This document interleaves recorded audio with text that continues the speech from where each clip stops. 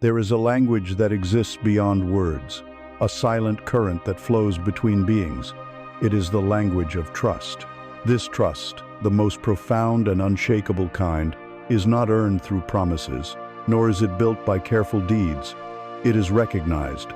It is a resonance felt in the quietest chambers of the heart, a soul's recognition of a safe harbor in another. You have felt it, perhaps only for a fleeting moment.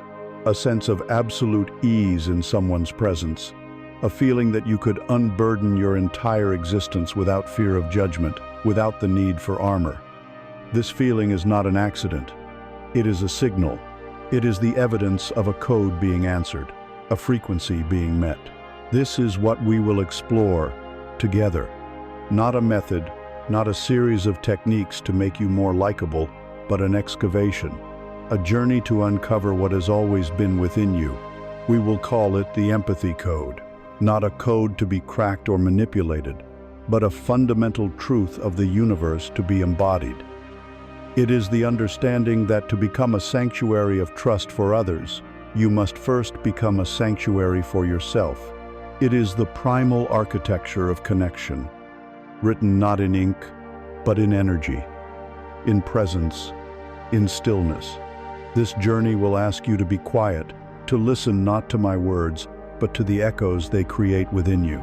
It is a path inward, through the noise of the conditioned mind, past the fortress of the ego, and into the vast, open space of your true nature. We will not be adding anything to you. Instead, we will be gently taking away, peeling back the layers of fear, of doubt, of the need to be right, of the person you were told you should be. What remains when all of that is gone is the code. It is the radiant, unwavering presence that needs no introduction. It is the quiet confidence that doesn't need to speak. It is the stillness that heals more than any advice ever could. Prepare yourself not to learn, but to remember. Remember the language you knew before you were taught to speak. Remember the peace that is your birthright. The journey to activating the empathy code begins now with a single, conscious breath. And so we begin, not with a great effort, not with a forceful act of will, but with the simplest and most profound anchor to existence, the breath. Before the word that creates, before the thought that divides, there is the silent, rhythmic tide of your own breathing. It is the beginning of our journey into the empathy code, because it is the doorway to the first and most fundamental element of true connection: silence. Not an empty, awkward silence, but a rich, potent, and generative silence, the silence that exists before the word. We live in a world that fears this quiet. We have been taught to fill every space with noise, with chatter, with music, with distraction. And the loudest noise of all is not external. It is the relentless narrator inside our own minds. Close your eyes for a moment and just listen to it. The voice that is constantly commenting, judging, planning, worrying, and reminiscing. It rehearses conversations that may never happen. It replays grievances from a decade ago. It crafts to-do lists while you are supposed to be resting. It projects catastrophic futures from the smallest of present uncertainties. This inner monologue is a relentless storm in the teacup of your consciousness, a constant static that scrambles the signal of the present moment. We have become so accustomed to this noise that we mistake it for ourselves. We believe we are the voice that thinks. This is the greatest barrier to empathy. This is the ultimate source of disconnection. Imagine your mind is a room. For most of us, this room is not serene. It is not empty. It is cluttered to the ceiling with the furniture of the past and the blueprints of the future. Old resentments sit like dusty armchairs in one corner. Anxieties about tomorrow are stacked like unopened boxes in another. The walls are covered in the graffiti of old beliefs and the echoes of past conversations. It is a chaotic, noisy, and crowded space. Now, imagine someone comes to your door. They are in need of connection, of being heard. They step into your room, hoping to find a space of refuge, but there is no space. As they begin to speak, their words don't land in a quiet, receptive clearing. Their words collide with your furniture. Their story gets tangled in your blueprints. The echo of their pain is immediately drowned out by the louder echoes of your own. You are nodding, you are even saying the right things, but you are not truly listening to them. You are listening to the narrator in your head as it filters their experience through your own. When they speak of loss, your mind immediately jumps to your own loss, and you begin formulating a story to share. When they speak of frustration, your mind is already busy crafting a solution, a piece of advice, a fix. You are not with them in their experience. You are in your own cluttered room, simply reacting to the disturbance their presence has caused. You hear their words, but you miss the music. You miss the subtle melody of their soul, the tremor of fear beneath their anger, the deep ache of loneliness behind their smile. You miss it all, because your own inner noise is a deafening roar. The empathy code cannot be activated here. Trust cannot take root in this chaotic soil. To become a sanctuary for another, your own inner landscape must first become a sanctuary. This is where we learn the power of silence.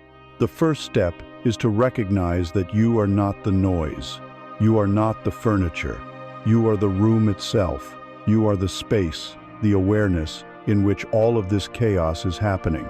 The practice, then, is not to fight the noise, not to forcibly throw the furniture out, but to simply expand your awareness of the space that contains it.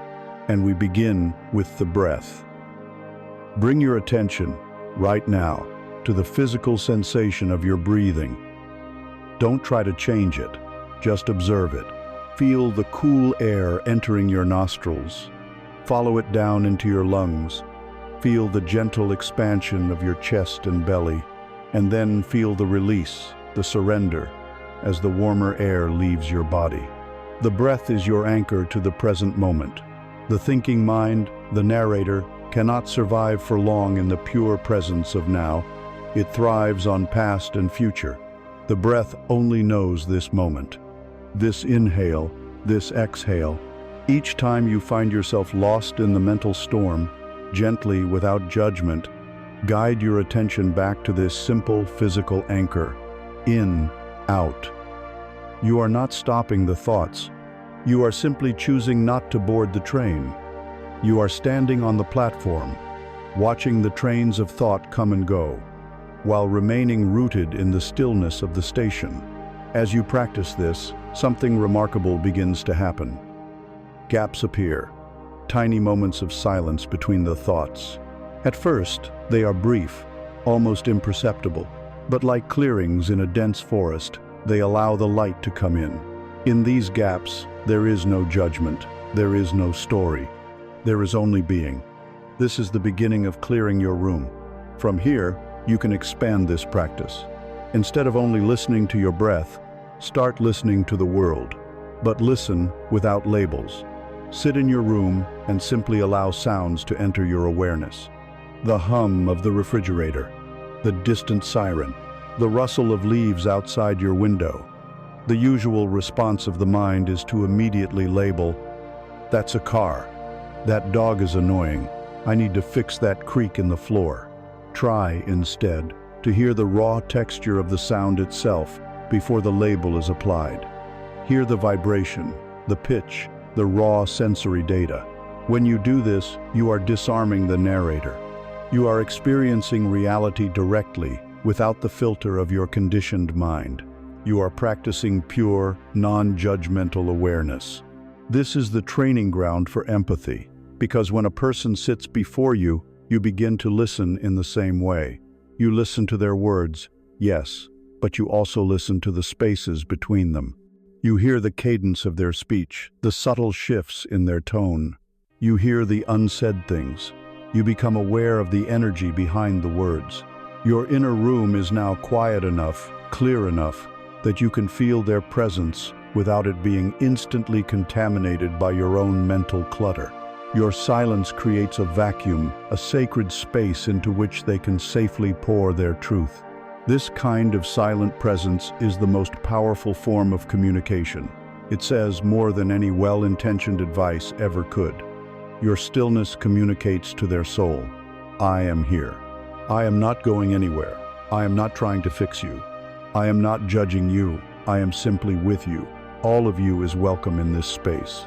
When people feel this, they begin to trust you on a level that is primal. Their nervous system calms down in the presence of yours.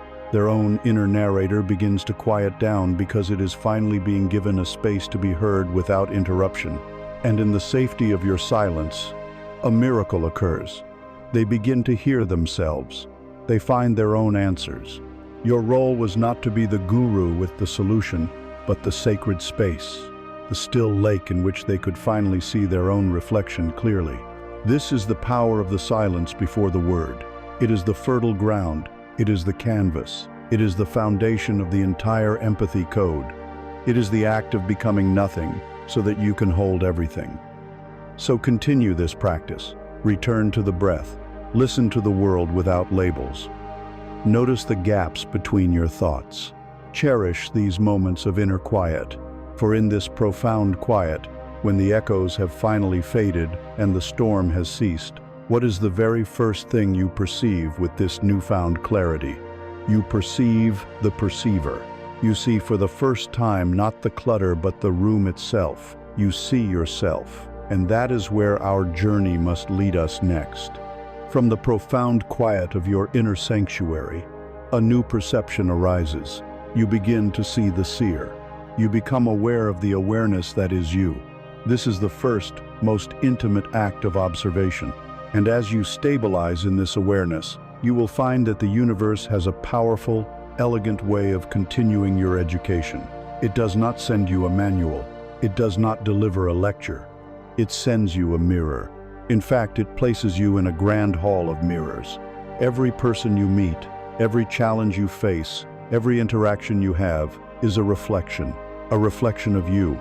This is the second great principle of the empathy code. To understand the world, you must first understand how you see it. And how you see the world is a direct reflection of what is inside you. We are not taught to see life this way. We are taught that the world is separate from us. There are good people and bad people, right situations and wrong situations, and our job is to navigate this external landscape, judging and labeling as we go. We feel anger, irritation, or envy, and we believe without question that the source of that feeling is the person or situation in front of us. He is arrogant. She is lazy. That situation is unfair. The mirror principle asks us to perform a radical reversal of this assumption. It suggests that the emotional charge you feel does not originate from the other person. It originates from within you. The other person is simply the mirror that is currently showing you your own face. The mirror does not create the image. It only reveals what is already standing before it. Consider the people who irritate you the most. Think of a specific person. What quality in them ignites a fire of annoyance within you? Is it their perceived arrogance? Their need to always be the center of attention? Before you cast your judgment outward, pause. Take a breath. And ask the brave question, where is that quality in me? The mind will immediately resist. I am not arrogant, it will declare. I am the opposite of that. But look deeper. Perhaps it's not that you act overtly arrogant, but that you harbor a secret, repressed part of you that longs for more recognition, a part you have shamed into silence. The mirror of that other person's behavior is showing you this disowned part of yourself, and the irritation you feel is the friction of your own inner conflict. Or perhaps you judge someone for being a victim, for complaining constantly. Look into your own unvarnished mirror. Where have you refused to acknowledge your own vulnerability? Where have you played the martyr in silence? Your impatience with them is often an echo of the brutal impatience you show towards your own tender, wounded parts. This is the shadow work that is essential for true empathy. The parts of ourselves that we deem unacceptable are anger, our greed, our fear, our ego do not eliminate them. We simply banish them to the shadows of our psyche. But they do not die there. They wait. And the universe, in its compassion, sends us people who embody these very traits to bring them to our attention. The person who cuts you off in traffic and sends you into a rage is a messenger. They are mirroring a pocket of rage that was already dormant within you, waiting for a trigger. Your rage is not truly about them. It's about your own unaddressed inner fire. To be a sanctuary of trust, you cannot have a basement full of these disowned selves. They will inevitably make their presence known, coloring your perceptions and sabotaging your connections. The practice is one of radical self-inquiry. The next time you feel a strong negative reaction toward someone, see it as a spiritual alarm bell. Instead of launching an attack, turn your awareness inward. First, acknowledge the feeling without judgment. Ah, there is anger. There is disgust. I feel it in my body. Second, ask the question, what is this person's behavior mirroring for me? What part of my own shadow is being illuminated right now? Third, and this is the most transformative step, feel a flicker of gratitude. This person, whom your ego has labeled an antagonist, is in fact a profound teacher. They are offering you a priceless gift, the opportunity to see yourself more clearly, to reclaim a lost piece of your own soul. This practice dissolves blame. It drains the energy from conflict. You realize you are not fighting with another person. You are wrestling with your own shadow.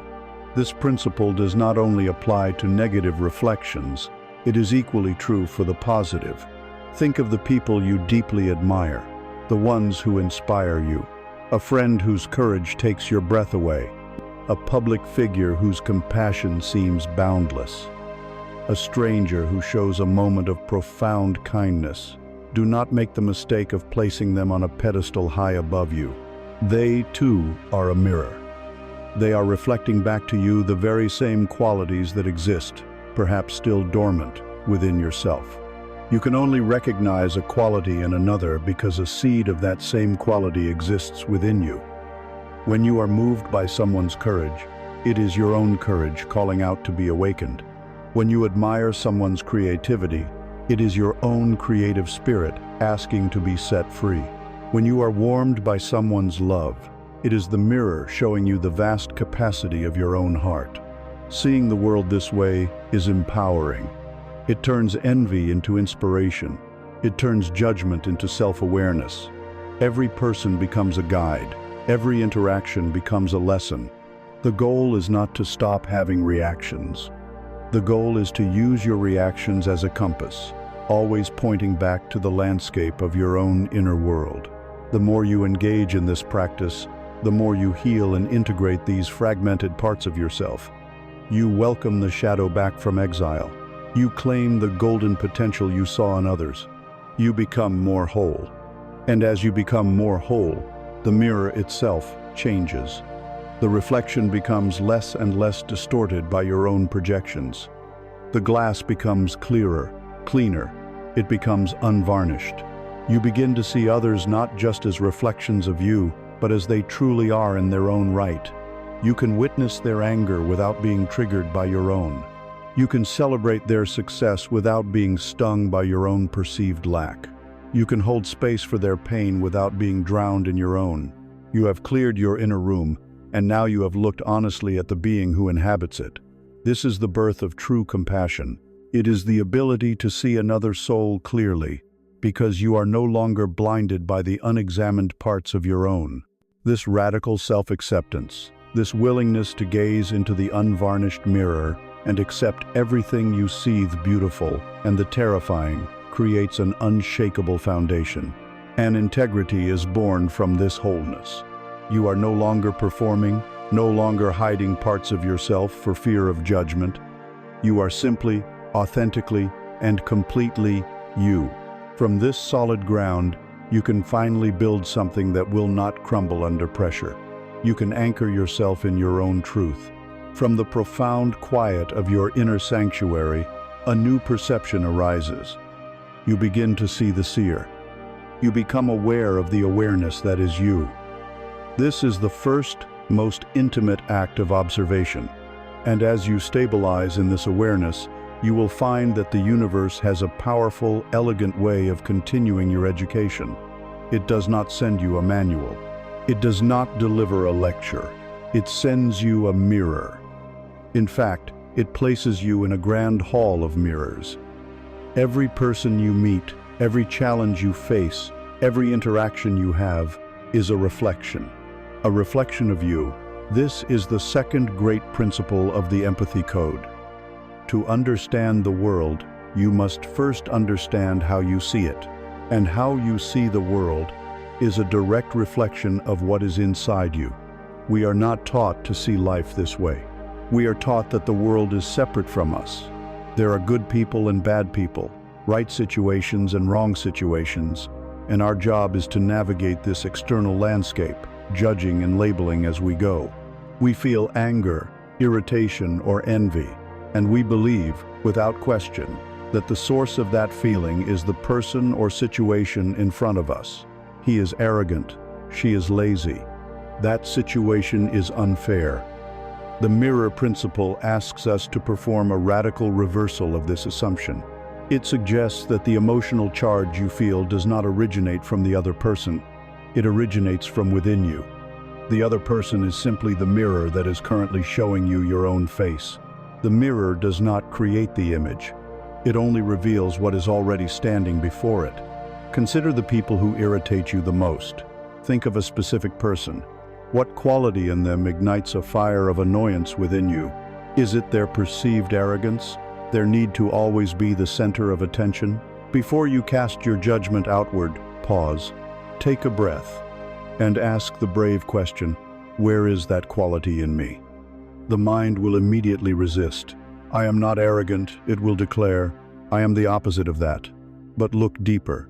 Perhaps it's not that you act overtly arrogant, but that you harbor a secret, repressed part of you that longs for more recognition, a part you have shamed into silence. The mirror of that other person's behavior is showing you this disowned part of yourself, and the irritation you feel is the friction of your own inner conflict. Or perhaps you judge someone for being a victim, for complaining constantly. Look into your own unvarnished mirror. Where have you refused to acknowledge your own vulnerability? Where have you played the martyr in silence? Your impatience with them is often an echo of the brutal impatience you show towards your own tender, wounded parts. This is the shadow work that is essential for true empathy. The parts of ourselves that we deem unacceptable or anger, our greed, our fear, our ego do not eliminate them. We simply banish them to the shadows of our psyche. But they do not die there. They wait. And the universe, in its compassion, sends us people who embody these very traits to bring them to our attention. The person who cuts you off in traffic and sends you into a rage is a messenger. They are mirroring a pocket of rage that was already dormant within you, waiting for a trigger. Your rage is not truly about them. It's about your own unaddressed inner fire. To be a sanctuary of trust, you cannot have a basement full of these disowned selves. They will inevitably make their presence known, coloring your perceptions and sabotaging your connections. The practice is one of radical self-inquiry. The next time you feel a strong negative reaction towards someone, see it as a spiritual alarm bell. Instead of launching an attack, turn your awareness inward. First, acknowledge the feeling without judgment. Ah, there is anger. There is disgust. I feel it in my body. Lent. Second, ask the question, what is this person's behavior mirroring for me? What part of my own shadow is being illuminated right now? Third, and this is the most transformative step, feel a flicker of gratitude. This person, whom your ego has labeled an antagonist, is in fact a profound teacher. They are offering you a priceless gift, the opportunity to see yourself more clearly, to reclaim a lost piece of your own soul. This practice dissolves blame. It drains the energy from conflict. You realize you are not fighting with another person. You are wrestling with your own shadow. This principle does not only apply to negative reflections. It is equally true for the positive. Think of the people you deeply admire, the ones who inspire you, a friend whose courage takes your breath away, a public figure whose compassion seems boundless, a stranger who shows a moment of profound kindness. Do not make the mistake of placing them on a pedestal high above you. They, too, are a mirror. They are reflecting back to you the very same qualities that exist, perhaps still dormant, within yourself. You can only recognize a quality in another, because a seed of that same quality exists within you. When you are moved by someone's courage, it is your own courage calling out to be awakened. When you admire someone's creativity, it is your own creative spirit asking to be set free. When you are warmed by someone's love, it is the mirror showing you the vast capacity of your own heart. Seeing the world this way is empowering. It turns envy into inspiration. It turns judgment into self-awareness. Every person becomes a guide. Every interaction becomes a lesson. The goal is not to stop having reactions. The goal is to use your reactions as a compass, always pointing back to the landscape of your own inner world. The more you engage in this practice, the more you heal and integrate these fragmented parts of yourself. You welcome the shadow back from exile. You claim the golden potential you saw in others. You become more whole. And as you become more whole, the mirror itself changes. The reflection becomes less and less distorted by your own projections. The glass becomes clearer, cleaner. It becomes unvarnished. You begin to see others not just as reflections of you, but as they truly are in their own right. You can witness their anger without being triggered by your own. You can celebrate their success without being stung by your own perceived lack. You can hold space for their pain without being drowned in your own. You have cleared your inner room, and now you have looked honestly at the being who inhabits it. This is the birth of true compassion. It is the ability to see another soul clearly, because you are no longer blinded by the unexamined parts of your own. This radical self-acceptance, this willingness to gaze into the unvarnished mirror and accept everything you see, the beautiful and the terrifying, creates an unshakable foundation. And integrity is born from this wholeness. You are no longer performing, no longer hiding parts of yourself for fear of judgment. You are simply, authentically, and completely you. From this solid ground, you can finally build something that will not crumble under pressure. You can anchor yourself in your own truth. Having gazed into the unvarnished mirror, having begun the courageous work of accepting the totality of who you are, you arrive at a new threshold. You are no longer a scattered collection of reflections and reactions. A center is beginning to form. From this newfound ground of self-acceptance, a question naturally arises. On what will you stand? If you are not to be defined by the opinions of others, by what standard will you define yourself? This brings us to the next pillar of the empathy code, the anchoring in your own truth. For much of our lives, we exist in an unanchored state. We are like small boats tossed on the vast ocean of societal expectation, family pressure, and cultural norms. We learn to be chameleons, changing our colors to match our surroundings. With one group of friends, we are witty and cynical. With our family, we are dutiful and agreeable. At work, we are ambitious and professional. We become masterful actors, and we receive applause for our performances. But when the day is done, and we are alone in the quiet of our own being, a profound exhaustion sets in, an unsettling emptiness. The question echoes in the void. With all the masks now put away, who is actually here? This unanchored self, this constant shapeshifter, cannot be a sanctuary of trust. People may like the chameleon. They may be entertained by it. They may find it agreeable. But on a subconscious, energetic level, they do not trust it. They cannot, for there is nothing solid to hold on to. Its form is contingent on its audience. It has no center of its own. It offers no solid ground, no predictable shoreline. Trust requires a sense of safety, and there is no safety in something that is constantly changing its form to please. True connection requires a core, a place of stability that another soul can rely on, a place that says, I am here, and I will be here tomorrow, regardless of the changing winds. This is where you must become the tree. Imagine yourself as a great ancient tree. The winds will always blow. This is the nature of life. The winds are the opinions of others, the ever-changing trends, the demands and expectations that swirl around you. The branches of the tree can sway with this wind. It is good to be flexible, to listen, to learn, to adapt. But the strength of the tree, its very life and its ability to withstand the storm, does not come from its branches. It comes from its roots. The roots are anchored deep in the earth, in a place the wind cannot touch. These roots are your truth. But what is this truth? It is not a rigid set of beliefs. It is not a dogma you inherit. It is a deep, resonant, inner knowing. Your truth is composed of the things that make your soul feel aligned, the principles that bring a sense of quiet rightness to your being. Your roots are your non-negotiables. They are the values that you would hold on to even if it meant standing entirely alone. Perhaps a root is kindness, perhaps another is integrity, or freedom, or creativity, or loyalty. They are unique to you. The world at large may not validate these truths. In fact, it may actively challenge them, but they are the solid ground of your existence. To find these roots, you must be willing to ask yourself profound questions and to listen to the answers that arise not from your mind, but from the stillness we cultivated earlier. The mind will give you the correct answers, the ones you think you should have. The soul gives you the true ones. In a quiet moment, ask yourself, what makes me feel expansive and alive, even when no one is watching?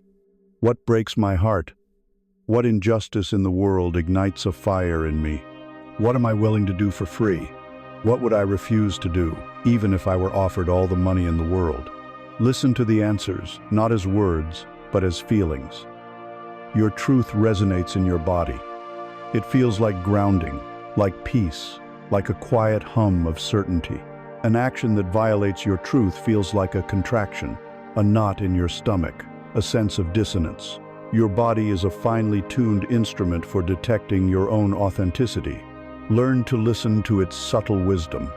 This is the process of growing your roots. It is a slow, deep, and sacred excavation. You are not inventing a truth. You are discovering the one that has been there all along, buried under layers of conditioning. Now, a great fear will arise. The ego will whisper, if I stand firmly in my own truth, if I stop being so agreeable, if I say no when I mean no, people will not like me. I will be abandoned. And this fear is not entirely wrong. Some people will not like the anchored you. Those who benefited from your lack of boundaries, those who enjoyed your chameleon nature because it served their own agenda, may indeed fall away. Let them. You are not here to be a resource for everyone's approval. You are here to be a beacon. Think of a lighthouse. A lighthouse does not leave its post and run along the coastline, trying to please every ship. It does not dim its light for fear that it might be too bright for some. It stays in one place. It anchors itself to the rock. And it shines its light, consistently, truthfully, without apology. Some ships, heading in a different direction, will pay it no mind. But the ships that are lost, the ships that are navigating through the dark and the storm, the ships that are seeking a safe harbor, they will be eternally grateful for its unwavering light. By anchoring in your truth, you trade shallow, widespread likability for deep, profound trustworthiness. You become a lighthouse. You become a safe harbor for the souls who are seeking the same truth, the same light that you are shining. When you speak from your truth, your words have weight. They have substance. People feel it. Even if they disagree with what you say, they will respect the integrity from which you speak. When you act from your truth, your actions have power. They are coherent and aligned. You are no longer a fragmented being, acting from a place of fear or a desire for approval. You are a whole, integrated force. This coherence is magnetic. It is the signature of a person who is at home in their own skin. A person who can be trusted because they have first learned to be true to themselves. This rootedness, this profound inner security born from knowing what you stand for, is the antidote to the fear of the world. You know that even if the winds of opinion howl, even if the storms of conflict rage, your roots will hold you fast. You are secure, not because the world approves of you, but because you have approved of yourself. And from this place of unshakable inner stability, you discover something incredible. You find you no longer need the heavy, clumsy armor you once wore to protect your fragile, unanchored self. You realize that true strength was never in the thickness of the plating, but in the depth of the roots. This realization gives you the courage to be seen, to be vulnerable, to finally let that armor dissolve. With your roots digging deep into the soil of your own truth, a new kind of courage awakens.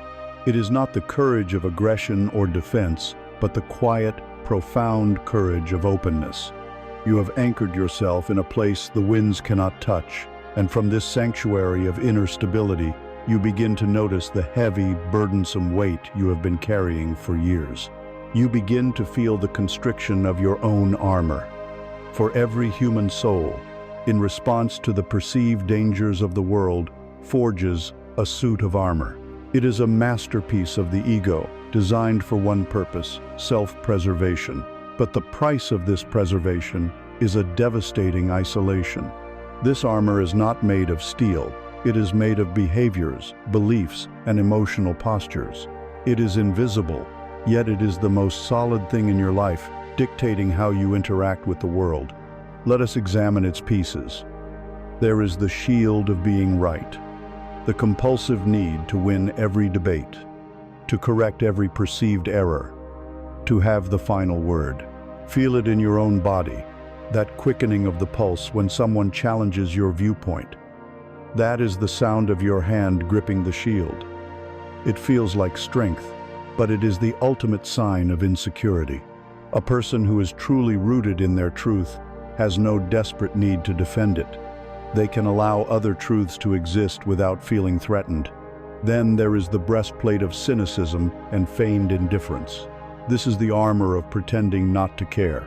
By acting aloof, by meeting enthusiasm with a cool detachment, you protect yourself from the possibility of disappointment. If you never admit to wanting something, you cannot be hurt if you do not get it. If you never show your heart, it cannot be broken. You stand on the sidelines of life, a well-protected spectator, safe from the pain of the game. But you are also safe from the joy, the passion, and the ecstasy of participation. This breastplate that guards your heart from pain also starves it of love. Consider the helmet of intellect. This is the defense of overthinking, of analyzing, of theorizing. When a raw, vulnerable emotion arises, the helmet is quickly donned. You retreat into the safe attic of your mind, analyzing the feeling instead of feeling it. You discuss love in terms of psychological theory. You dissect grief with philosophical detachment. The intellect becomes a sophisticated tool to create distance from the messy, unpredictable, and beautiful reality of your own human experience. It keeps you safe, but it keeps you separate. The cost of wearing this armor is immense. It is exhausting. Think of the sheer energy required to maintain this constant state of defense. The vigilance, the management of appearances, the strategic thinking in every conversation. It is a full-time job, and the salary is a slow depletion of your life force. And it is profoundly lonely. This is the central paradox of the armor. The very thing you constructed to protect yourself from the pain of disconnection is the primary cause of your disconnection. It works perfectly. It keeps out the pain, the judgment, the criticism. But it also keeps out the warmth, the intimacy, the compassion, the genuine connection your soul craves more than anything else. This is the moment for the metaphor of the hug.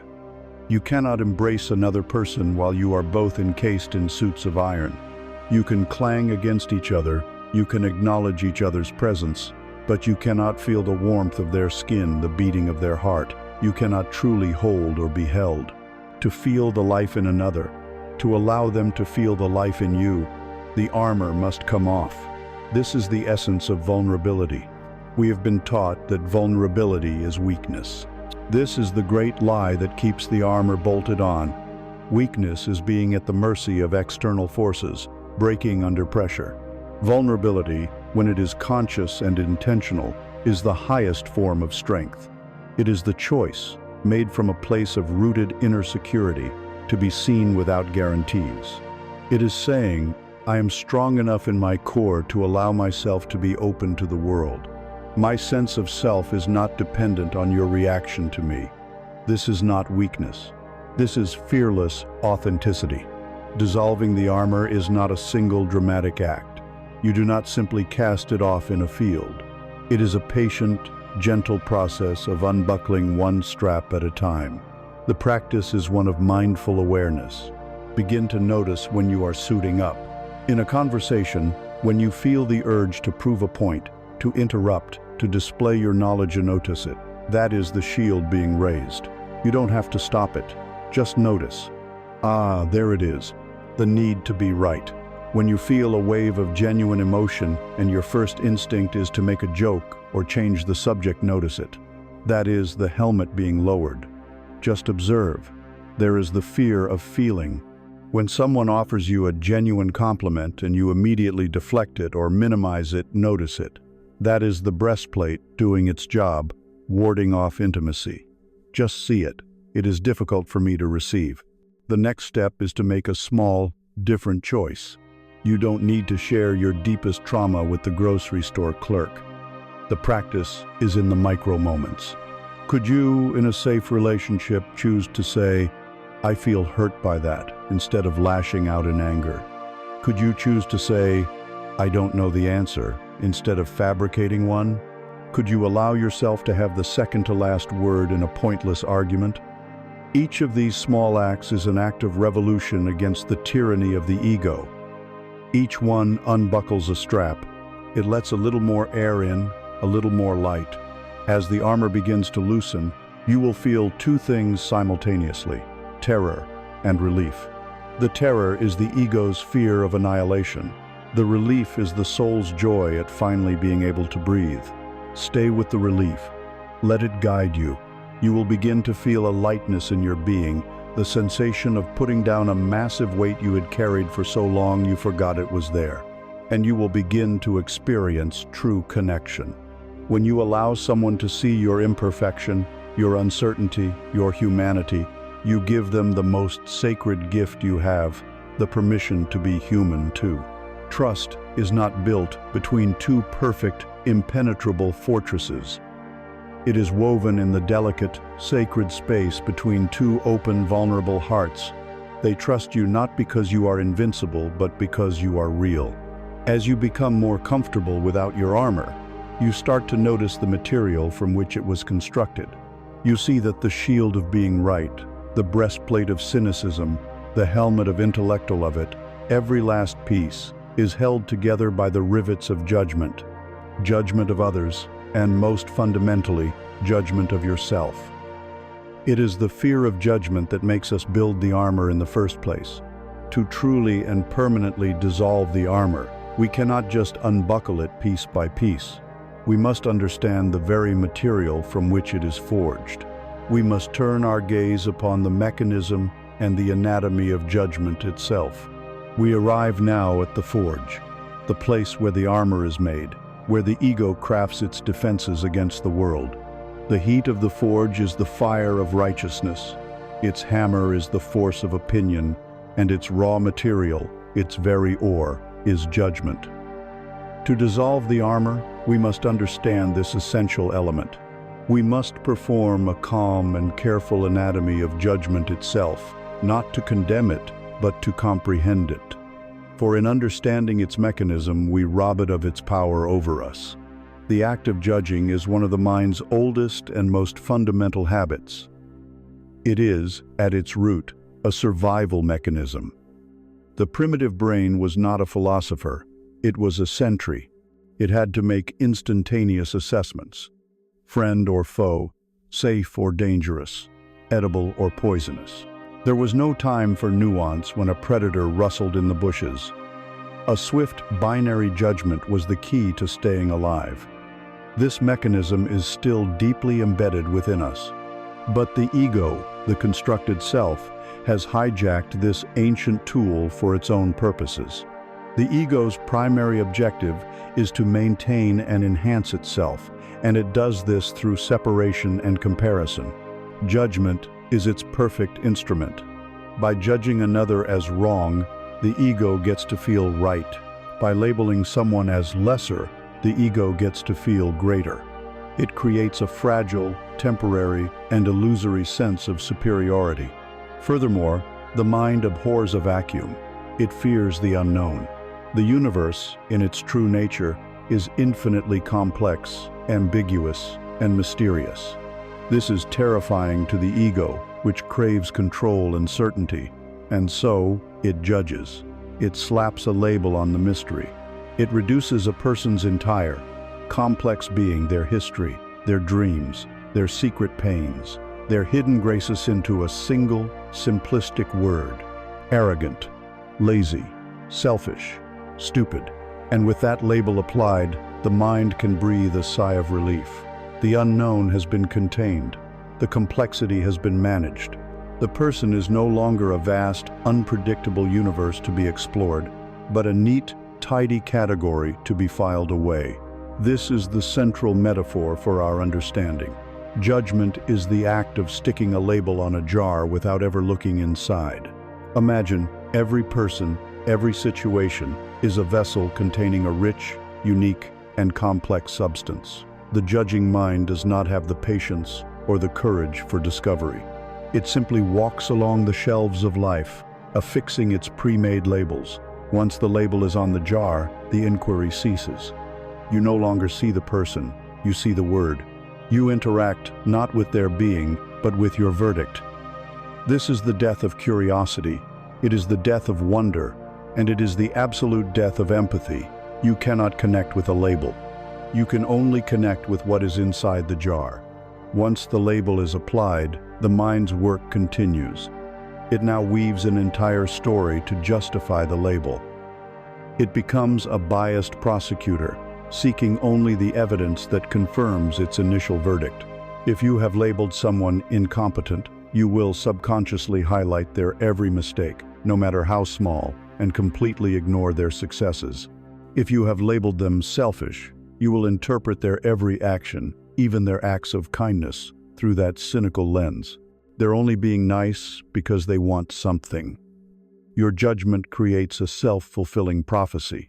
You interact with the person based on your label, and they, sensing your energy, may very well reflect that defensive or negative posture back at you, further proving you were right all along.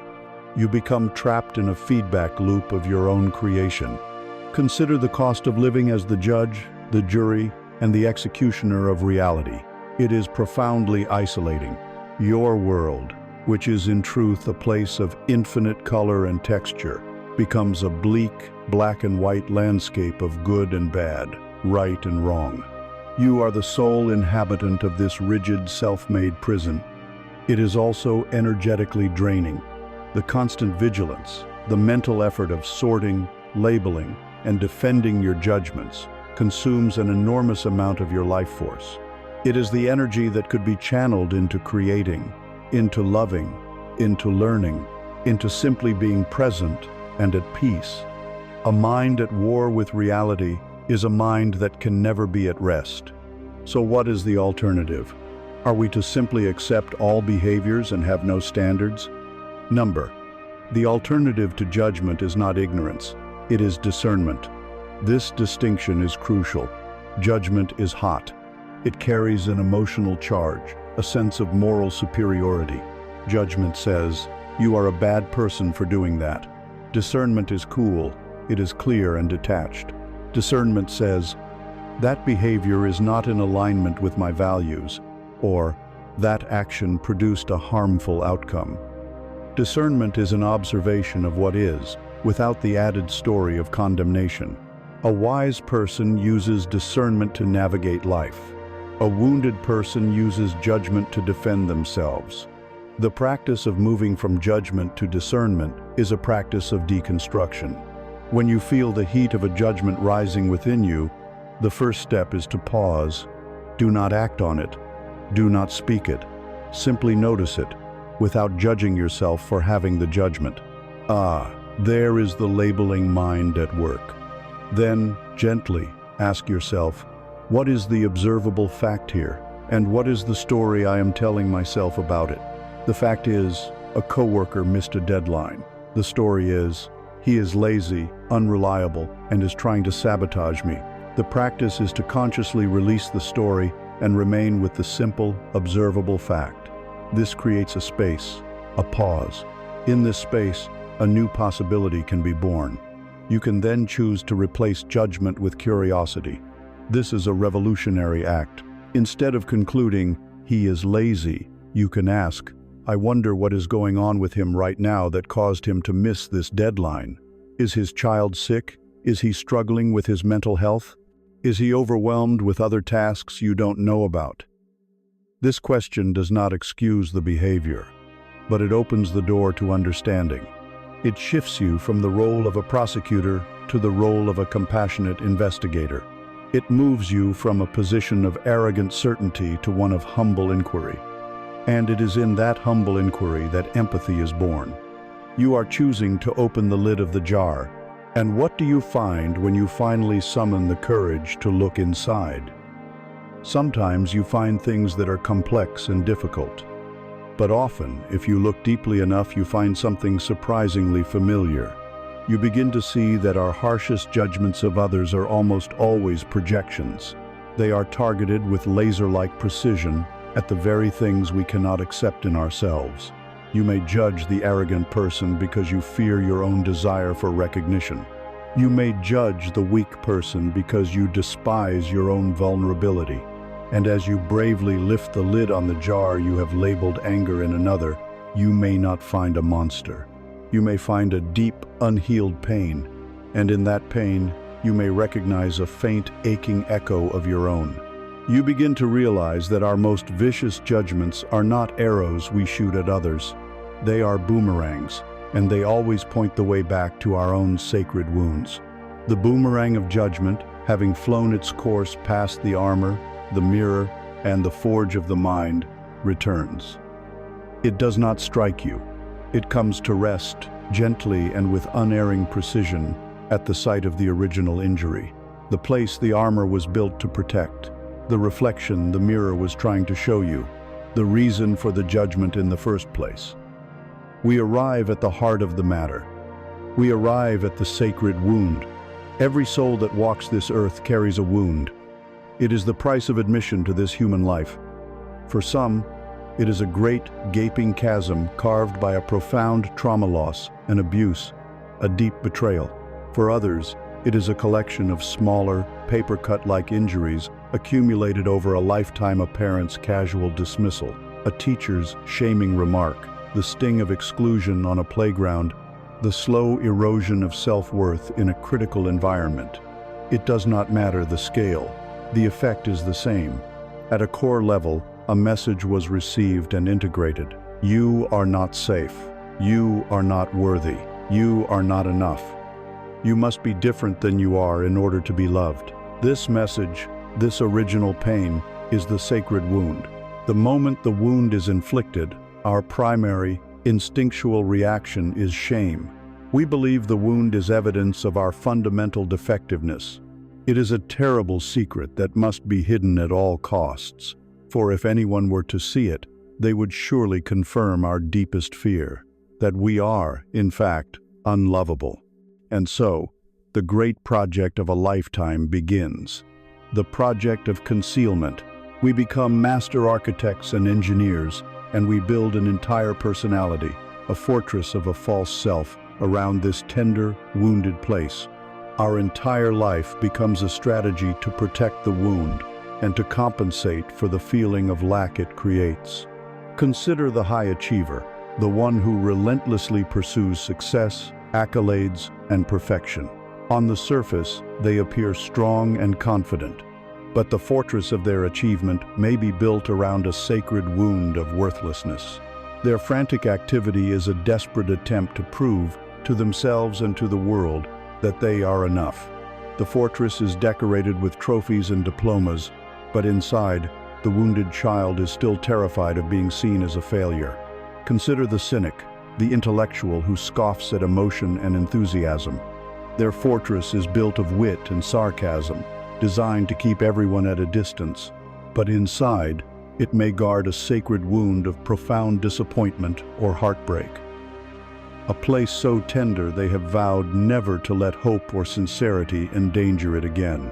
The comedian, who must always be on, the people pleaser, who cannot say no, the aggressor, who must dominate every room. All of these can be elaborate fortresses, magnificent and complex structures built around a single, secret, painful point. We spend decades, even a lifetime, decorating the outside of this fortress, while starving the prisoner held within. Living from this fortress is the source of our deepest suffering. Though we are not consciously aware of it, the hidden wound runs our lives. It becomes a hypersensitive, invisible trigger system. We go about our days, and then suddenly, a seemingly neutral event occurs: a partner's tone of voice, a boss's feedback, a friend's unanswered text, and an emotional tsunami is unleashed within us. The reaction is completely disproportionate to the event. This is because the event was not the true cause. It was merely a vibration that resonated with the frequency of the original wound. The boss's feedback didn't just feel like criticism. It felt like the voice of the shaming teacher from our childhood. The partner's tone didn't just sound distracted. It sounded like the emotional abandonment we felt as a child. The fortress is breached, and all the pain we have suppressed comes rushing out. Even more subtly, the wound dictates our attractions. The soul, in its relentless drive toward wholeness, will unconsciously seek out people and situations that allow it to reenact the original wounding scenario. It is not a masochistic impulse. It is the soul's desperate attempt to finally get it right this time, to heal the past by rewriting the ending in the present. A person with a deep wound of abandonment will find themselves drawn, again and again, to emotionally unavailable partners. A person with a wound of not being seen will repeatedly find themselves in jobs or relationships where they feel invisible and unappreciated. We call this a pattern, a string of bad luck.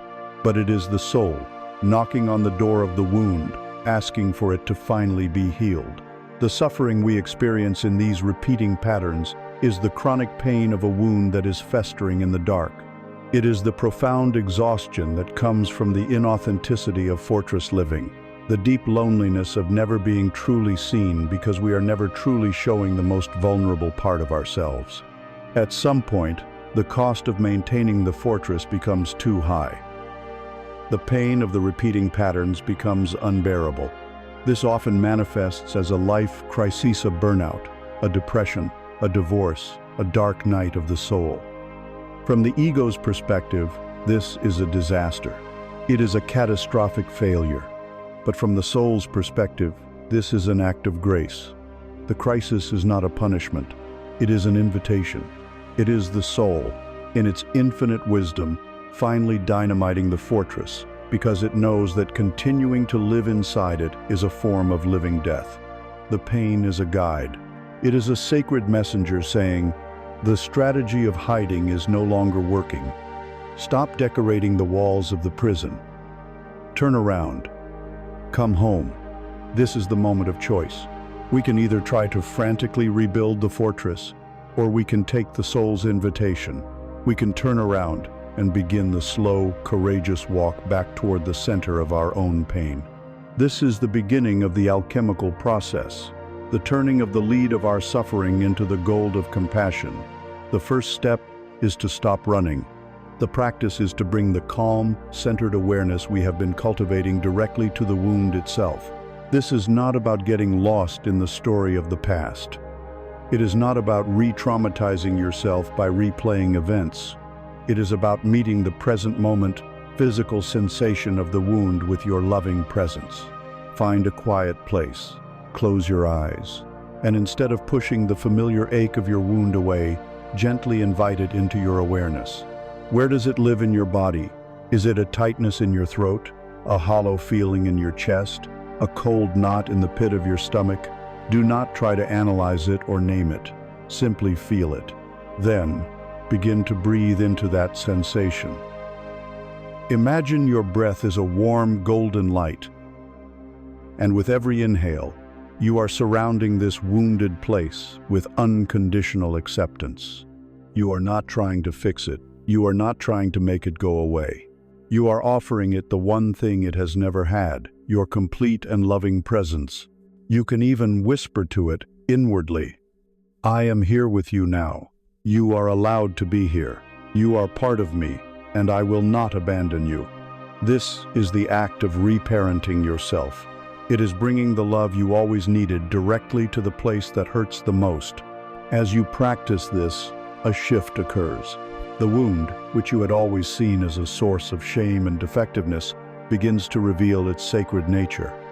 This is where we must embrace the metaphor of the bell. A perfect, flawless, uncracked bell is a beautiful object, but it is silent. Its wholeness is a kind of prison.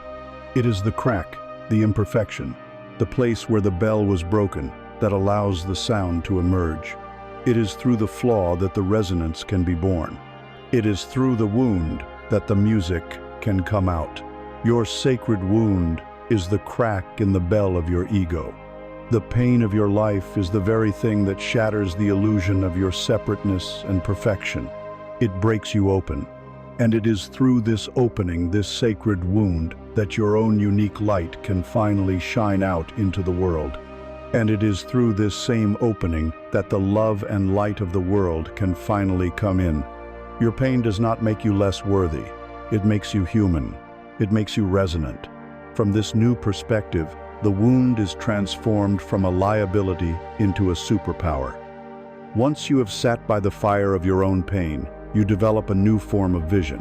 You become an empath, not in a sentimental sense, but in a deeply perceptive one. When you encounter another person who is acting out in anger, pride, or fear, you no longer see an attacker. Your healed wound recognizes the frequency of their unhealed wound. You see past their armor and perceive the frightened child hiding inside, defending their own painful secret. You can hear the cry for love that is hidden within their words of judgment. This is true compassion. It is not pity. It is the recognition of a shared humanity, born from the shared experience of being wounded. This is how your pain becomes your purpose. The places where you have been most deeply wounded become the source of your greatest gifts to the world. A person who has journeyed through the dark labyrinth of anxiety and healed is uniquely equipped to guide others who are lost in that same maze. A person who has healed from the wound of not belonging becomes a master at creating communities of radical acceptance. Your mess becomes your message. Your test becomes your testimony. Your deepest wound becomes the wellspring of your deepest wisdom. People will not trust you because you are perfect. They will trust you because you are whole. And wholeness includes the healed scars. They will feel safe with you, not because you have never known pain, but because you have known it intimately and have had the courage to transform it into compassion. You are no longer a fortress. You are a sanctuary, and your sacred wound is the doorway. When you finally learn to bless your own wound, you change your very energetic signature. You stop vibrating at the frequency of defensiveness, shame, and fear. You begin to resonate with the frequency of wholeness, compassion, and authentic strength. And this frequency, this music from your cracked bell, begins to interact with the world in a new and miraculous way. Having walked the sacred path back to your own wound, having blessed it with your presence and brought it into the light, you have done more than heal a part of your history. You have fundamentally altered the physics of your own being. You have changed the song your soul sings. You have changed your frequency. This is not merely a metaphor. It is the key to understanding how trust is truly born, how connection is established, and how your inner state silently and powerfully shapes your outer reality. Ancient mystics and modern physicists, journeying from opposite ends of reality, have arrived at the same astonishing conclusion. Nothing is truly solid. Everything that appears solid and separate your body, the chair you are sitting in, the earth beneath yous, at its most fundamental level, a dance of energy, a vibration, a song. The universe is not a collection of things. It is a symphony of frequencies. And just as the physical world is composed of vibrating energy, so too is your inner world. Every thought, every belief, And most potently, every emotion is a distinct vibration. Each has its own unique energetic signature, its own frequency. You know this intuitively. You have felt it. Consider the frequency of fear. It is a jagged, contracted, and cold vibration. When you are in a state of fear, your body constricts, your breathing becomes shallow, your mind races. You are broadcasting a signal of danger and scarcity. Now, consider the frequency of gratitude or love. It is an expansive, flowing, and warm vibration. In this state, your body relaxes, your heart feels open, your mind is calm. You are broadcasting a signal of peace, of sufficiency, of safety. These are not just subjective moods. They are distinct, measurable, energetic states that you radiate out into the world around you. The universe operates on a simple and unflinching principle, the law of resonance. Like attracts like. You may know it through the analogy of tuning forks. If you have two tuning forks that are tuned to the same note, and you strike one, the other will begin to vibrate and hum with the same sound, even if it is across the room, without ever being touched. It responds because it recognizes a frequency that matches its own. It is in resonance. If the second tuning fork is tuned to a different note, it will remain silent, unmoved. The first fork's song will pass right through it, having no effect. This is precisely how deep human connection operates. We are all walking tuning forks, broadcasting the frequency of our dominant inner state. Our song is a complex chord, composed of the notes of our healed wounds, our anchored truths, our unarmored hearts, and the silence we have cultivated within. When we meet another person, our energetic fields interact. We are, on a subconscious level, listening to each other's song. When we feel an instant, unexplainable click with someone, a sense of ease and familiarity, it is because our frequencies are in resonance. We are humming the same tune. When we feel an instant, irrational dislike or distrust of someone, it is often a sign of dissonance. Our energetic songs are clashing. This brings us to the frequency of trust. Trust is not a decision the mind makes. It is a state of resonance the body feels. It is the song of safety. What then does this frequency sound like? It is the frequency of coherence. It is a clear, stable, and warm signal, broadcast from a being who is no longer at war with themselves. The inner static of self-judgment has been quieted. The jagged notes of the unhealed wound have been harmonized through acceptance. The defensive shield that created energetic noise has been dissolved. The frequency of trust is the calm, steady hum of a person who is anchored in their own being, whole in their own skin, and open to the world. You cannot fake this frequency. This is the most important thing to understand. You can learn all the right words, master all the techniques of active listening, and display all the culturally appropriate signs of trustworthiness. But if your inner state is one of fear, judgment, and fragmentation, your broadcast will betray you. Your song will be one of dissonance, and others will feel it.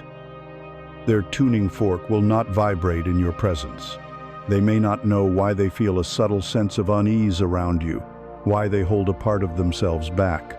They are simply responding to the truth of your frequency, not the performance of your personality.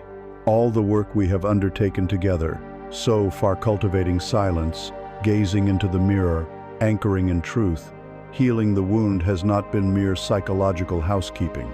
It has been the painstaking, sacred work of tuning your instrument. It has been a process of changing your fundamental note from the defensive crouch of the ego to the open-hearted hum of the soul. Think of yourself as a radio broadcast tower. For years, perhaps your entire life, you have been broadcasting a signal based on the frequency of your wound. It was a signal of, "I am not enough," so it attracted people who would confirm that belief. It was a signal of, "I will be abandoned," so it attracted situations where abandonment was likely. It was a chaotic, staticky broadcast of fear and neediness, and it drew in listeners who were tuned to that same dramatic channel. The repeating patterns in your life were not a coincidence. You were simply getting excellent reception for the show you were broadcasting. But now, through your inner work, you are changing the broadcast. You are taking over the station.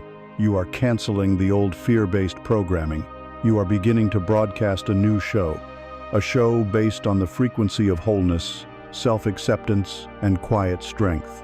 The signal is becoming clear, steady, and coherent. And here is the magic. You do not need to go out and find a new audience. The law of resonance will do the work for you. As your frequency changes, the old audience that was tuned into your drama and pain will start to lose the signal.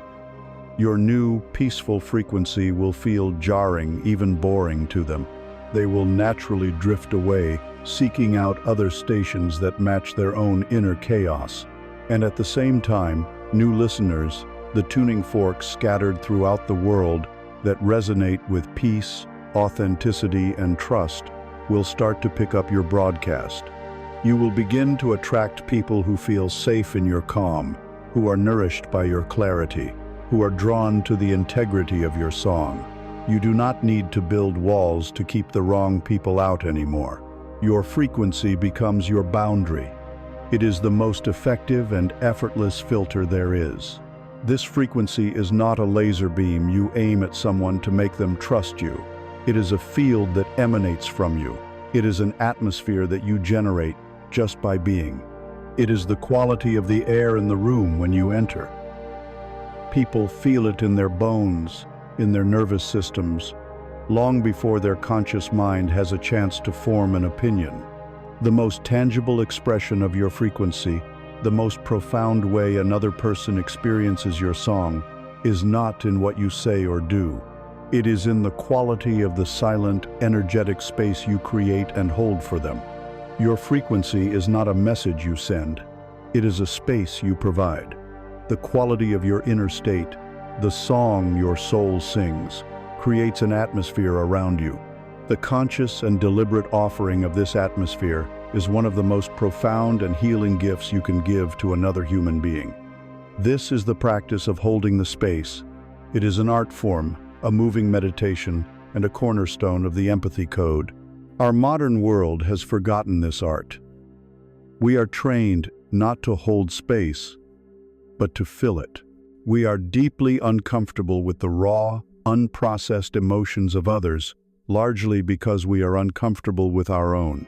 When a friend comes to us in a state of grief, confusion, or anger, our immediate, conditioned impulse is to do something. We rush to fill the space of their pain with our own activity, believing we are helping, when in fact, we are often subtly defending against our own discomfort. Observe this impulse in yourself. The first way we fill the space is by trying to fix it. We leap into solution mode. You should do this. Here's what you need to do. Have you tried calling this person or reading that book? This impulse to fix does not come from a place of pure generosity. It comes from the ego's belief that it knows best, and from a deep-seated anxiety around the messiness of unresolved pain. We want to solve their problem so we can alleviate the vicarious anxiety it triggers in us. The message we send, unintentionally, is, "Your current state of suffering is unacceptable to me, and I need you to fix it so that I can be comfortable again." The second way we fill the space is by immediately relating it to ourselves. The person shares a painful story, and we jump in with, "I know exactly how you feel. One time We then proceed to tell our own story, effectively hijacking the conversation and making it about us. While the intention may be to create a bond of shared experience, the impact is often one of invalidation. We have taken the spotlight off of their unique pain and shown it back onto ourselves. We have made their sacred moment of sharing a mere cue for our own monologue. The third way is to minimize or rationalize the pain. We offer platitudes and empty reassurances. Everything happens for a reason. Look on the bright side. Time heals all wounds. It could be worse. This is a form of toxic positivity. It denies the reality and legitimacy of the person's present moment experience. It is a spiritual or intellectual bypass of raw human emotion. The message it sends is, your feelings are wrong, and you should be feeling something else instead. This shames them into silence and pushes their genuine emotion back down into the darkness. Holding the space is the radical and compassionate alternative to all of these impulses. It is the conscious choice to be an empty bowl. This is the central metaphor you must understand. The immense value of a bowl lies not in its material or its ornamentation, but in its emptiness. An already full bowl cannot receive anything. To hold space for another means you must first empty your own bowl. You must willingly set aside your need to fix, your desire to tell your own story, your agenda, your opinions, your judgments, and your discomfort. Your emptiness is not a void. It is a state of pure, receptive potential. Your emptiness becomes your capacity. Your role is simply to hold the bowl and to hold it steady. The steadiness of the bowl is your own inner state. It is the result of the work you have done to anchor yourself in your truth, to heal your own wounds. Because you are anchored, you are not rattled or overwhelmed by what the other person pours into the bowl. They can pour in their anger, their grief, their confusion, their despair, and you can hold it. You do not absorb it. You do not take it on as your own. You simply provide a strong, stable, and loving container for it to exist. In this sacred container of your presence, a miracle happens. The person, perhaps for the first time, gets to see their own inner contents clearly. When their chaotic feelings are poured out of the confines of their own mind and into the clear, calm space you are holding, they can finally look at them objectively. The feelings are no longer a raging storm inside them, but a phenomenon held in a safe space between you. And in the process of speaking their truth into a non-judgmental void, they begin to hear themselves. The tangles of their thoughts begin to loosen. Their own innate wisdom, which was drowned out by their inner noise, begins to surface. They find their own solutions. You did not give them the answer. You gave them the sanctuary in which their own answer could be born. To be this sanctuary requires certain qualities. The first is a deep humility, an understanding that you are not the expert on anyone else's life. You must release the arrogance of believing you have their answers. Your job is not to be a guide who points the way, but a companion who sits with them in the dark, trusting they will find their own dawn. The second quality is patience. This means becoming comfortable with silence. We are so conditioned to fill every pause, but silence is often where the most profound healing and integration occurs. Your quiet, patient presence gives them permission to take their time, to go deep, to let the truth emerge at its own pace. The third quality can be described as having a strong back and a soft front. The strong back is your rootedness, your principles, your boundaries. You are not a passive doormat. You are grounded and clear. You are the firmness of the bowl. The soft front is your open, unarmored heart. It is the vulnerability and compassion you offer freely. You are both strong and receptive, a perfect combination of stability and love. This practice of holding space is what builds trust at a soul-deep level. It is perhaps the highest form of love because it is utterly selfless. It is a pure offering. In a world that is constantly asking us to change, to be better, to be different, the gift of a space in which we are allowed to be exactly as we are is the most healing medicine there is. It communicates a powerful, non-verbal message. All of you is welcome here. Your light and your shadow, your strength and your pain. You do not need to perform for me. You do not need to pretend. You are safe. Yet, furthermore, by refusing to fix them, you are honoring their own sovereignty and strength. You are implicitly saying, I see the wisdom within you. I trust your capacity to navigate your own life, even when you cannot feel it yourself. This profound act of faith in them becomes a seed that helps them grow their own faith in themselves. They feel seen not as a problem to be solved, but as a soul on a journey. This is what it feels like to be truly respected. This is what it feels like to be truly trusted. This profound act being the empty bowl, the steady sanctuary, the silent, loving witnesses, not a mental technique you can learn from a book. It is a state of being. It is the direct application of your resonant frequency, and it requires that you bring the totality of your awareness into the current moment, into the space between you and the other person. It demands the most valuable and rarest commodity in our modern, distracted world. It requires the absolute currency of your presence. We speak of a currency, a medium of exchange, a measure of value. In the world of commerce, this currency is money, a symbol of stored time and energy. But in the world of the soul, in the silent, profound economy of human connection, there is only one true and valid currency. It is your presence, your full, undivided, unadulterated attention. It is the most valuable asset you possess and the most generous gift you can ever bestow. The practice of holding space is powered entirely by this currency. Without it, the empty bowl is just a vacant object, and the sanctuary is just a hollow room. We live in an age of profound poverty, but it is a poverty of presence. We have become masters of the divided mind. We are here, but not here.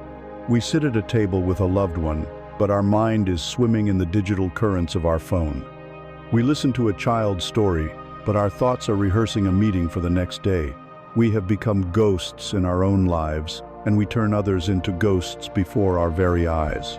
You have felt what it is like to be on the receiving end of this poverty, to speak your heart to someone whose eyes are darting around the room, whose fingers are twitching for their phone, whose mind is clearly 1,000 miles away. In that moment, you feel yourself becoming invisible. Your story loses its energy. Your feelings seem unimportant. You feel like an interruption, a nuisance in the path of their more important mental traffic. This is one of the most subtle and pervasive forms of suffering in our modern world, the pain of not being seen, the agony of speaking into a void. This external poverty of presence is a direct reflection of an internal one. When we are not present for others, it is because we are not present for ourselves. We are so lost in the cacophony of our own minds, the regrets of the past, the anxieties of the future, the endless to-do lists that we miss the texture and richness of our own existence. We do not taste the food we eat. We do not feel the warmth of the sun on our skin. We do not hear the quiet whispers of our own intuition. We are exiles from the only moment that ever truly exists, the present moment. To understand the power of presence, we must use the metaphor of light. Your awareness, your attention, is like the light of the sun. In its natural, unfocused state, it is diffuse. It shines on everything and warms nothing. On a cloudy day, the light is everywhere and nowhere. It illuminates the world in a dim, general way, but it has no power to create fire. This is the state of the distracted mind. Your attention is scattered across a dozen windows on your computer, a backlog of worries, and the background noise of the television. It is a weak, cold light. It cannot offer warmth to another. It cannot illuminate their soul.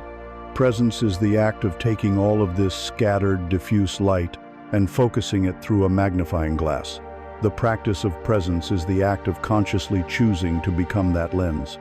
You gather all the scattered rays of your awareness, all your thoughts, all your senses, all your energy, and you bring them to bear on a single point. That point is the person before you. When you do this, the light is no longer weak and cold. It becomes a concentrated beam of warmth and energy. This is the fire of true attention. It is this focused light that has the power to warm another person's soul, to make them feel seen, to illuminate the truth of their own being. What does it mean in practice to be this magnifying glass? It is not an aggressive act of staring. It is not an intense, interrogating focus. It is a soft, open, and receptive state. It is, first and foremost, an embodied state. True presence involves your entire body. It is in the gentle, sustained eye contact that says, "I am with you." It is in the orientation of your body, turning to face the person, a physical manifestation of your focused attention. It is a conscious decision to quiet your own inner narrator, and to open a listening channel with your entire being. A simple and powerful practice is the act of arriving. Before you enter a conversation, or when you realize your mind has drifted, take one single conscious breath. Feel the soles of your feet on the floor. Feel the weight of your body in your chair. Make a silent, intentional commitment. For this period of time, I have arrived. I am here. I let go of the conversation I just had. I release the need to plan the conversation I will have next. My sole purpose is to be here, with this person, in this moment. This simple act of arriving is like picking up the magnifying glass and aiming it with intention. The effect of this gift of presence is transformative, both for the person you offer it to and for yourself. For the other person, it is the ultimate validation. Your undivided attention communicates a message more powerful than any words. You matter. What you are saying matters. In this moment, there is nothing else in the universe more important to me than you.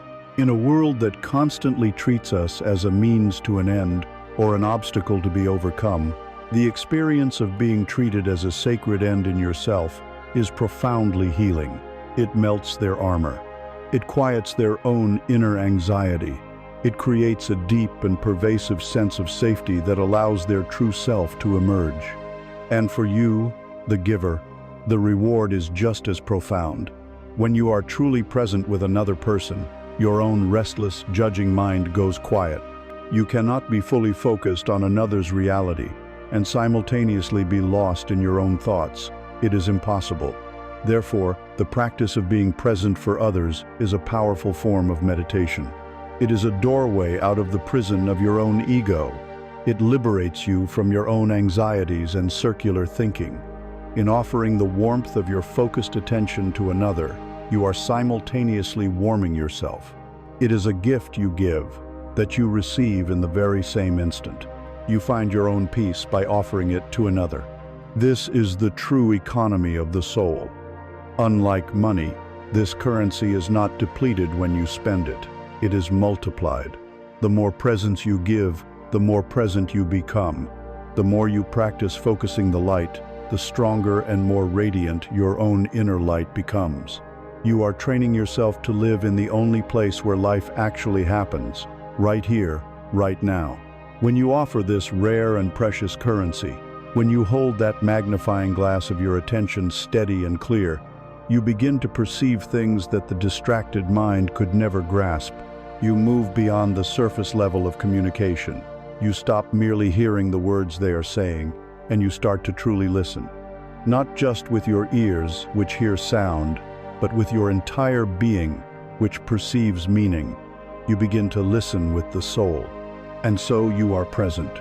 You have brought the currency of your attention to the interaction. The magnifying glass is focused, the light is warm, and the sacred space is held. From this state of pure presence, a new faculty awakens within you, a sense of perception that transcends the ordinary. You begin to move beyond the realm of mere hearing and enter the profound art of listening. Not with the ears, which are simple transducers of sound waves, but with the soul, which is a transducer of truth. Our entire lives, we have been trained in a counterfeit version of this art. We have been taught to listen in order to reply. This is the default mode of the ego, and it is not listening at all. It is a rehearsal. While the other person is speaking, the mind is not in a state of reception. It is furiously busy. It is formulating a counter-argument. It is searching its archives for a clever anecdote. It is diagnosing the problem and preparing a prescription of advice. It is judging the words against its own catalog of beliefs, waiting for a pause, a breath, a momentary gap in which it can insert itself. The other person is not a soul to be understood, but a sound cue in the drama of our own mind. This is the path of disconnection. It is a dialogue of two egos, two fortresses, shouting at each other across a vast and empty field.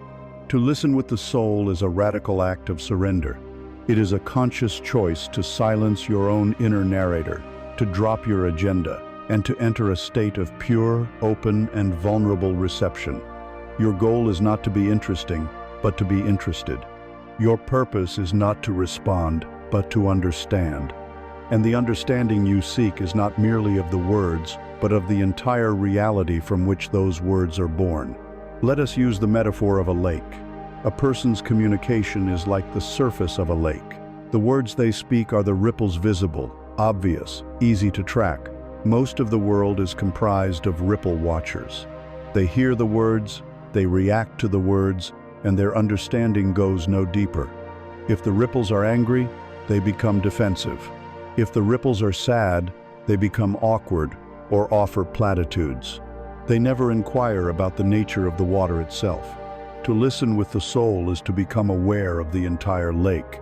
Yes, you see the ripples of the words, but you also sense the emotional undercurrents flowing beneath the surface. Is the water cold with fear, even though the words are confident? Is it murky with confusion, even though the story sounds straightforward? You begin to listen to the music, not just the lyrics.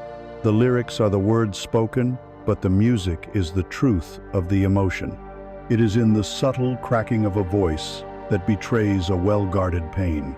It is in the rushed, breathless pace of speech that reveals a deep-seated anxiety. It is in the sudden, flat monotone that signals a place of profound shutdown or grief. It is in the deep sigh before a difficult confession. This music is the language of the soul, and it is often more honest than the words themselves. But soul listening goes deeper still, for every ripple on the surface of the lake was caused by something. It was caused by a stone being dropped into its depths. A soul listener does not just watch the ripples or sense the currents.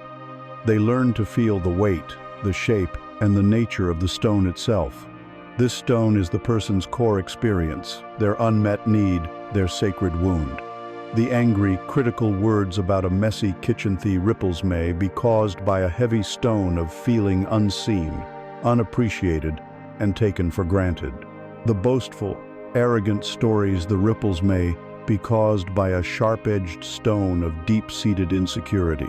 When you listen from this depth, your entire perception of the interaction transforms. You are no longer reacting to the surface symptom. You are in compassionate communion with the root cause. You understand that the person is not their anger. They are a soul who is feeling unseen. You understand that the person is not their arrogance. They are a soul who is terrified of being insignificant. This understanding is the very definition of grace. It allows you to meet the person where they truly are, not where their defenses pretend to be. The practice of soul listening is a full-body meditation. It begins with listening to the spaces between the words, the silences. A person's truth is often found not in what they say, but in what they cannot bring themselves to say. Respect these silences. Do not rush to fill them with your own nervous chatter. Hold the space for them. In the quiet, the deeper truth often finds the courage to emerge. Let the silence do the work. Then, listen with your own body. Your body is a finely tuned resonant instrument. As you sit in presence with another, notice the subtle sensations that arise within you. Do you feel a sudden, unexplained wave of sadness in your own chest as they speak of a seemingly happy memory? Do you feel a tightening in your own stomach when they dismiss a painful event as no big deal? This is not you taking on their emotion. This is your empathic system, your soul, picking up the subtle, unspoken frequencies of their music. It is another layer of information, a deeper form of data. Trust these sensations. They are your intuition speaking to you, offering you clues to the location of the stone at the bottom of their lake. When you offer this quality of listening to another person, you are giving them a gift of unimaginable rarity and value. They feel more than just heard. They feel seen. They feel felt. They feel, in a word, gotten. For perhaps the first time, someone is not just reacting to their armor or their defenses, but is lovingly perceiving the vulnerable truth at their core. This experience, in and of itself, is profoundly healing. It allows the other person to feel safe enough to put down their own defenses. It creates a space where their own self-awareness can flourish. They begin to understand themselves better. simply because you have offered them the mirror of your deep soul-level attention. Having listened in this way, having felt the weight of the stone at the bottom of their lake, the mind, the ego will scream at you to act. The impulse to fix, to advise, to rescue will be immense. The mind, having understood the problem, will believe it is its duty to provide the solution. It will want to dive into the lake and retrieve the stone for them, to hold it up and say, "Here it is. Here is your problem." But the greatest masters of the empathy code, the wisest and most trusted souls, know a deeper truth. They know that having offered the profound gift of soul listening, the next and sometimes most powerful gift to offer, the one that requires the most restraint and the most faith, is the gift of non-action. You have listened with the soul. You have held the space. You have felt the weight of the stone at the bottom of their lake, and the truth of their experience now resonates within the quiet sanctuary of your being. And in this moment of profound connection, a powerful, almost overwhelming impulse will arise. It is the scream of the conditioned mind, a chorus of shoulds and musts, urging you, compelling you to act. Do something, fix it, offer a solution, share your wisdom, prove your worth. This is the voice of the world we were raised in, a world that worships action, that equates value with output, and that sees a problem as a personal affront that must be immediately vanquished. We are taught from birth that to be helpful is to be active, to care is to do. This compulsion to do is one of the ego's most clever and insidious disguises. It masquerades as compassion, but at its root, it is often a desperate attempt to soothe our own anxieties. We are deeply uncomfortable with the raw presence of another's pain. Their helplessness triggers our own fear of helplessness. Their confusion makes our ego, which craves order and certainty, feel threatened. And so, we rush in with our toolkit of solutions and advice, not primarily to heal their wound, but to quiet the alarm bells ringing in our own nervous system. We want to fix their situation so that we can feel useful, effective, and heroic once more. Our action becomes a way of managing our own discomfort. The harm of this premature, ego-driven action can be immense, however well-intentioned. When you immediately offer a solution, you are implicitly communicating a devastating message. You are not capable of finding your own way. You are broken, and I am here to fix you. You rob the other person of their agency. You interrupt their own delicate internal process of discovery. The insights they were on the verge of finding for themselves are trampled by the clumsy boots of your well-meaning advice. Your solution, born from your own unique life experience and perspective, may be completely wrong for the intricate and subtle reality of their own life.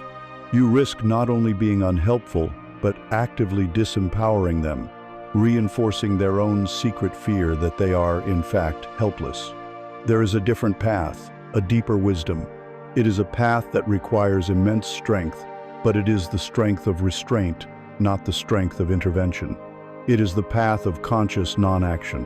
In the ancient wisdom of the Tao, this is known as Wu Wei. It is often translated as non-doing or effortless action, but its essence is not passivity or indifference. It is the profound art of acting in harmony with the natural flow of life, rather than struggling against it. It is the wisdom of knowing when to paddle and when to simply allow the current to carry you.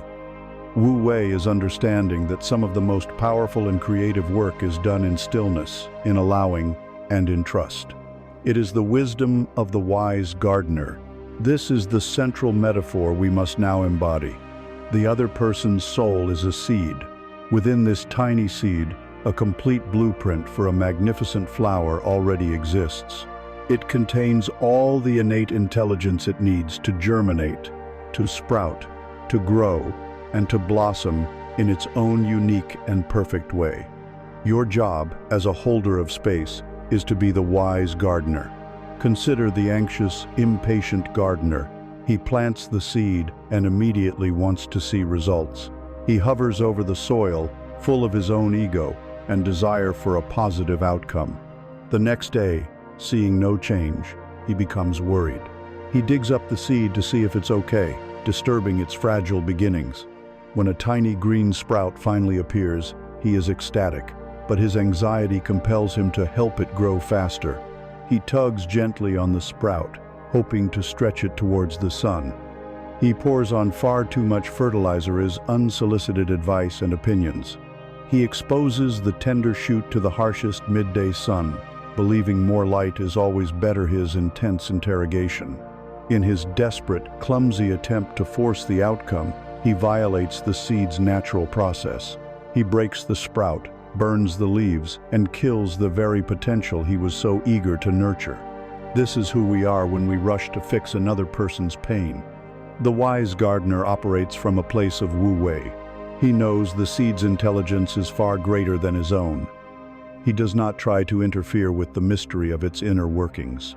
Instead, he focuses only on creating the optimal conditions for the seed's own wisdom to unfold. His action is in the preparation, not the intervention. First, he prepares the soil. He removes the rocks and weeds. This is the work you have already done. It is your own grounded presence, your own inner clarity, your freedom from the rocks of judgment and the weeds of distraction. You have prepared the fertile ground of your own being. Next, he provides water, not a flood but a gentle, consistent watering. This water is your receptive silence. It is not an empty, awkward silence, but a rich, life-giving silence. It is the moisture that activates the dormant potential within the seed, that signals to it, it is safe to grow here. Then, he ensures there is light. Not the harsh, direct glare of interrogation, but the gentle, angled light of the morning sun. This light is your unconditional acceptance. It is the warmth of your presence that says, all of you is welcome to grow here, without judgment. Your acceptance is the energy that fuels its photosynthesis of self-discovery. And this is the most crucial and difficult part of the practice. The wise gardener's primary action becomes non-action. He steps back. He waits. He watches. And he trusts. He trusts the seed. He trusts the soil. He trusts the sun. He trusts the entire process of life. He knows that his job is not to make the flower grow, but to allow it to grow. This conscious non-action, this steadfast trust, is one of the most powerful healing gifts you can offer. It is a form of deep, active stillness. It is not vacant or zoned out. It is a state of highly engaged, highly attentive allowing. It is the full, potent emptiness of the bowl. When you offer this gift, you are giving the other person three things they desperately need. First, you give them the gift of their own power. By refusing to be their rescuer, you force them, in the most loving way possible, to discover the rescuer within themselves. Your non-action is a vote of confidence in their own innate capacity. Second, you give them the gift of their own wisdom. Freed from the pressure of your opinions and solutions, they are able to follow the tangled threads of their own thoughts and feelings to their source. They will arrive at insights about their own life that are far more subtle, true, and sustainable than any advice you could ever conjure. Third, you give them the profound gift of feeling trusted. Your faith in their process becomes a mirror in which they can see their own strength. Your belief in their inner wisdom becomes the catalyst for them to start believing in themselves. This does not mean you must remain silent forever. Wu Wei is not a permanent vow of passivity. It is the wisdom of timing. There will be moments when a gentle question is appropriate, when a shared observation might be helpful. The wisdom of the wise gardener includes knowing when a plant needs a supporting stake, but this knowing does not come from an anxious, problem-solving mind. It arises intuitively from the deep, silent listening you have been practicing. You will feel the subtle shift in the energy of the conversation. You will sense the moment when the person has exhausted their own process and is now genuinely asking for an external reflection. It is a feeling, a resonance, not a thought. And so you wait in this powerful, active stillness, holding the space, trusting the process. You are the gardener, confident in the seed. But what happens when the silence has done its work and the moment calls for a word? What happens when a gentle intervention is truly needed, when a supporting stake is required? Your non-action must then give way to a different kind of art, one just as conscious and careful. When you finally do choose to speak, your words must carry the same quality of healing, respect, and grace as your silence. You must learn to speak the language of healing. Out of the profound and fertile silence of non-action, a moment may arise when a word is required. After the listening, the holding, and the waiting, a gentle intervention may be called for. This is a sacred threshold. To cross it without care is to undo all the beautiful work you have just done. For words are not passive descriptors of reality, they are active creators of it. They are spells we cast all day long, incantations that shape our world and the worlds of others. Words can be walls that imprison, or they can be bridges that connect. To speak from the heart of the empathy code is to learn the grammar of bridges.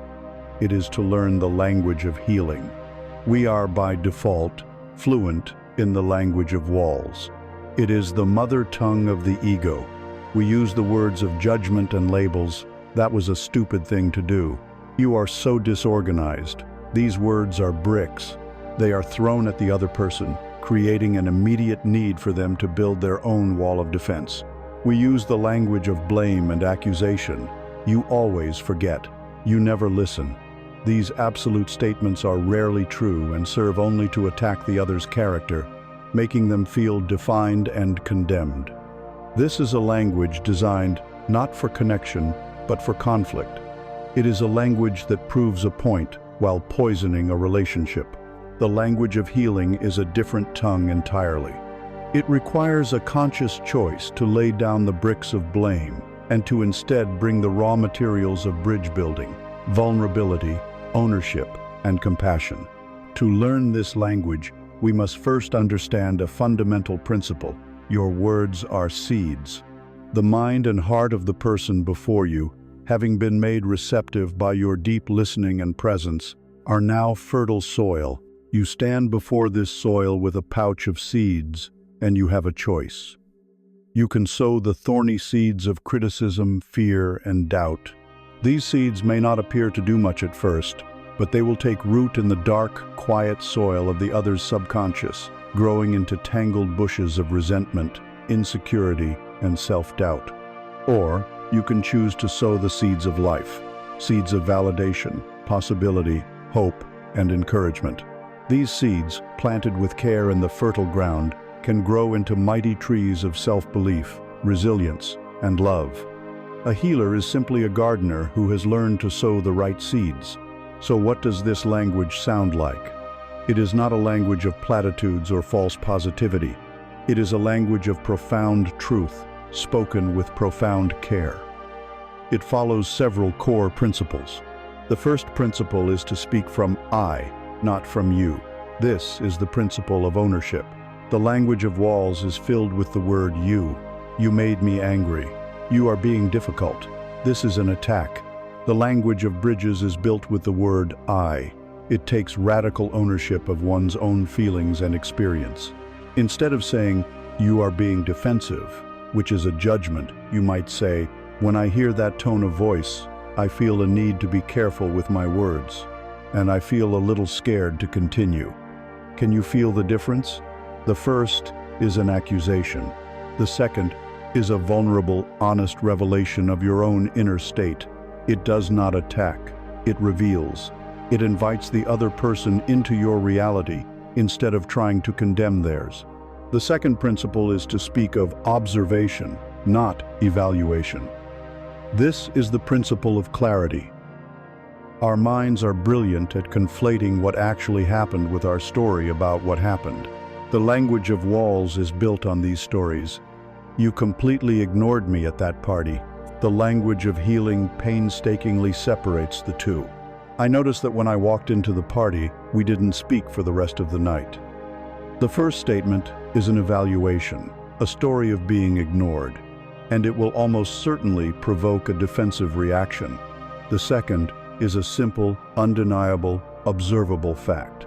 It is clean. It creates no immediate need for defense. It simply presents a shared reality and opens a space for curious and gentle exploration. I wonder what was going on for you then. The third principle is to express your needs, not their faults. This is the principle of vulnerability. Behind every complaint, every criticism, every angry outburst, there is a beautiful, unmet need. The language of walls focuses on the other person's perceived faults. You are so messy, you never help around the house. The language of healing has the courage to bypass the fault and speak the underlying need. When I see the coats on the floor, I feel overwhelmed and tired because I have a deep need for order, support, and partnership in our home. The first is a declaration of war. The second is a baring of the soul. It invites your partner to see your tender need, not just your angry demand. It calls upon their desire to contribute to your well-being, rather than their instinct to defend themselves from your attack. The fourth principle is to ask questions of possibility, not questions of interrogation. This is the principle of empowerment. Healing language does not seek to trap or expose, it seeks to liberate. Interrogative questions like, "Why on earth did you do that?"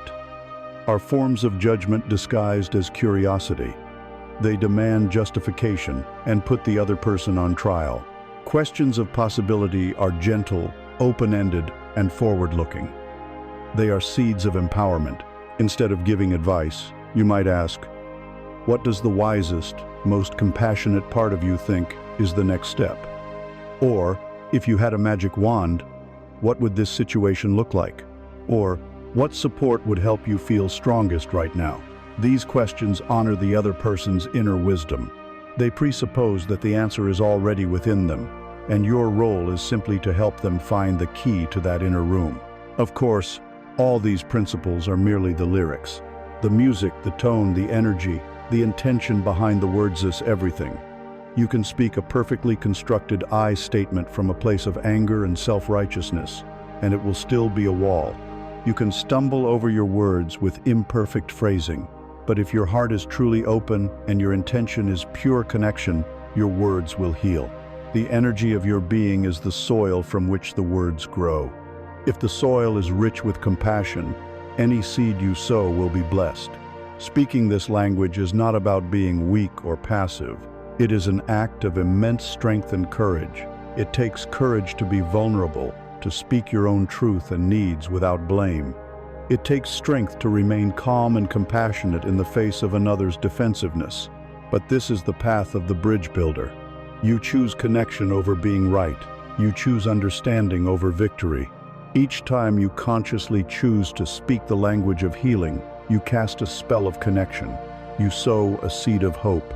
You are not just communicating. You are actively co-creating a more compassionate reality. But even this, the artful use of healing words, is not enough on its own.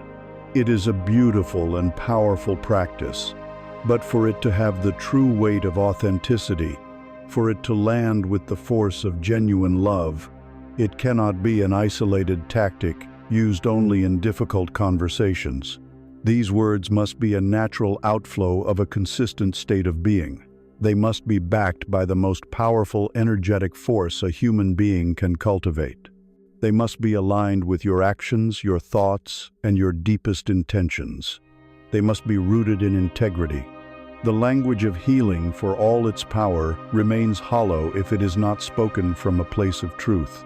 The seeds of our words will not take root in the soil of another's heart unless they are weighted with the substance of our being. A bridge of beautiful words, without a foundation of authentic action, will collapse under the first sign of pressure. This substance, this energetic backing that gives all our actions and words their power, this foundation upon which all trust is ultimately built, is integrity. We must begin by liberating this word from the dusty confines of conventional morality. Integrity is not about being a good person in the eyes of society. It is not about rigidly adhering to an external set of rules or dogmas. That is obedience. Integrity is something far more profound, primal, and powerful. The root of the word integer means whole, complete, undivided. To live with integrity is to live in a state of inner wholeness. It is the courageous and constant practice of bringing all the fragmented parts of yourself into a single, coherent, and harmonious alignment. This alignment occurs between three fundamental pillars of your existence. The first is the pillar of your thoughts and beliefs, what you hold to be true in the quietest, deepest chambers of your being. This is the anchor we spoke of, your core values, your soul's truth. The second is the pillar of your words, what you declare, what you promise, what you say to yourself and to others. The third is the pillar of your actions, what you actually do in the world, how you manifest your energy in physical reality. To live without integrity is to live with these three pillars dangerously out of alignment. This is the default state for most of humanity. We think one thing, but say another. We offer praise to a person's face while holding thoughts of criticism. We agree to a plan to avoid conflict, while our inner truth screams, no. We say one thing, but do another. We promise to call, but we do not. We declare our commitment to a healthy lifestyle, but our actions tell a different story. We speak of the importance of compassion, but act from a place of judgment. This is the state of the fragmented self. It is a life lived in a state of quiet, constant, low-grade civil war. One part of you is perpetually at odds with another. Your actions betray your words. Your words betray your thoughts. This inner dissonance creates an immense amount of psychic friction, a background hum of anxiety, guilt, and shame that depletes your life force. It is the exhausting, soul-crushing work of being an imposter in your own life, of having to manage multiple versions of yourself, of needing to remember which mask you wore with which person. This inner chaos does not remain contained. It broadcasts an energetic frequency signal of incoherence and static. Others may not be able to consciously identify the source of their feeling, but they sense it. They feel the dissonance between your words and your energy. They sense the unreliability of your fragmented state. They feel they cannot stand with their full weight upon the ground of your being, for it is unstable and riddled with fault lines. They cannot trust you, not because you are a bad person, but because you are not a whole person. You are not an integer. To understand how to reverse this, we must turn to the physics of magnetism. Consider an ordinary, unmagnetized bar of iron. It is, in its potential, a powerful force. But in its current state, it has no magnetic pull. Why? Because within the bar are countless tiny molecular regions, or domains, each with its own north and south pole. In the unmagnetized bar, these domains are pointing in every possible direction, randomly and chaotically. Their individual magnetic forces cancel each other out. The bar as a whole is energetically neutral, its potential locked away and unused. This is the fragmented self. Your thoughts, your words, your secret intentions, and your outward actions are the domains, all pointing in different directions. Your net energetic power is nullified by your own internal contradictions. Now, how does this bar of iron become a powerful magnet? It is exposed to a strong, coherent magnetic field. This external field exerts an influence, a powerful persuasion that coaxes all the tiny, chaotic domains within the iron to turn and align themselves in the same direction. North Pole to North Pole, South Pole to South Pole. As more and more domains align, their individual magnetic forces no longer cancel each other out. They combine, they compound, they become a single, unified, powerful force. The iron bar is now a magnet. It doesn't have to try to be magnetic, it simply is. Its power is a natural consequence of its inner alignment. In the spiritual life, the strong magnetic field you must use to align your inner domains is your own anchored truth. It is the core set of values and the deep inner knowing you have worked to uncover. The practice of integrity is the conscious act of repeatedly exposing every thought, every word, and every action to this inner magnetic field. Before you speak, you pause and ask, is this word in alignment with my deepest truth? Before you act, you pause and ask, Does this action reflect the wholeness of who I am and who I aspire to be? This is not a practice of perfection, but a practice of alignment. It is forged in the furnace of 1,000 small daily choices. It is choosing to keep the small promise you made to a friend. It is choosing to give the honest, compassionate feedback you were asked for, instead of the easy, pleasing lie. It is choosing to apologize fully when your actions have been out of alignment with your values. It is choosing to align your daily habit show. You spend your time, your money, your energy with what you claim is most important to you. Each choice, no matter how small, is an act of persuasion. It is you coaxing one more molecular domain to turn and face north. As you engage in this practice, your inner world begins to change. The civil war subsides. The psychic friction lessens. A great sense of peace and simplicity descends upon you. There is no longer a need to manage multiple selves. There is only one you, thinking, speaking, and acting from a single unified center. This is not a state of rigidity, but one of profound freedom. It is the freedom from the exhausting burden of inauthenticity. And as your inner world changes, so does your outer reality. Your inner alignment begins to generate a powerful, coherent, and stable energetic field around you. You become the magnet. You do not need to advertise your trustworthiness. You do not need to convince anyone of your reliability. Your very being emanates a frequency of wholeness and safety. People are naturally drawn into this field. They feel grounded in your presence. They feel secure, because their soul's tuning fork recognizes the clear, unwavering note of your integrity. They can stand with their full weight upon you because they sense, on a level deeper than words, that the ground will not give way. This magnetic, effortless pull is the force of genuine trust. It is not something you build with others. It is something you become as a natural consequence of building wholeness within yourself. As you become this coherent, magnetic force, your own inner static clears completely. You are no longer consumed by the drama of your own internal contradictions. Your perception sharpens. Your mind becomes a still, clear lake. And with this new clarity, you begin to look at the stories and struggles of the people drawn into your field, and you see something new. You are no longer just seeing their individual pain or their personal drama. You begin to see the universal patterns repeating within each particular unique life. You start to see the great, vast ocean in every individual wave. The magnet is formed. The inner domains are aligned. The field of your integrity is coherent and calm.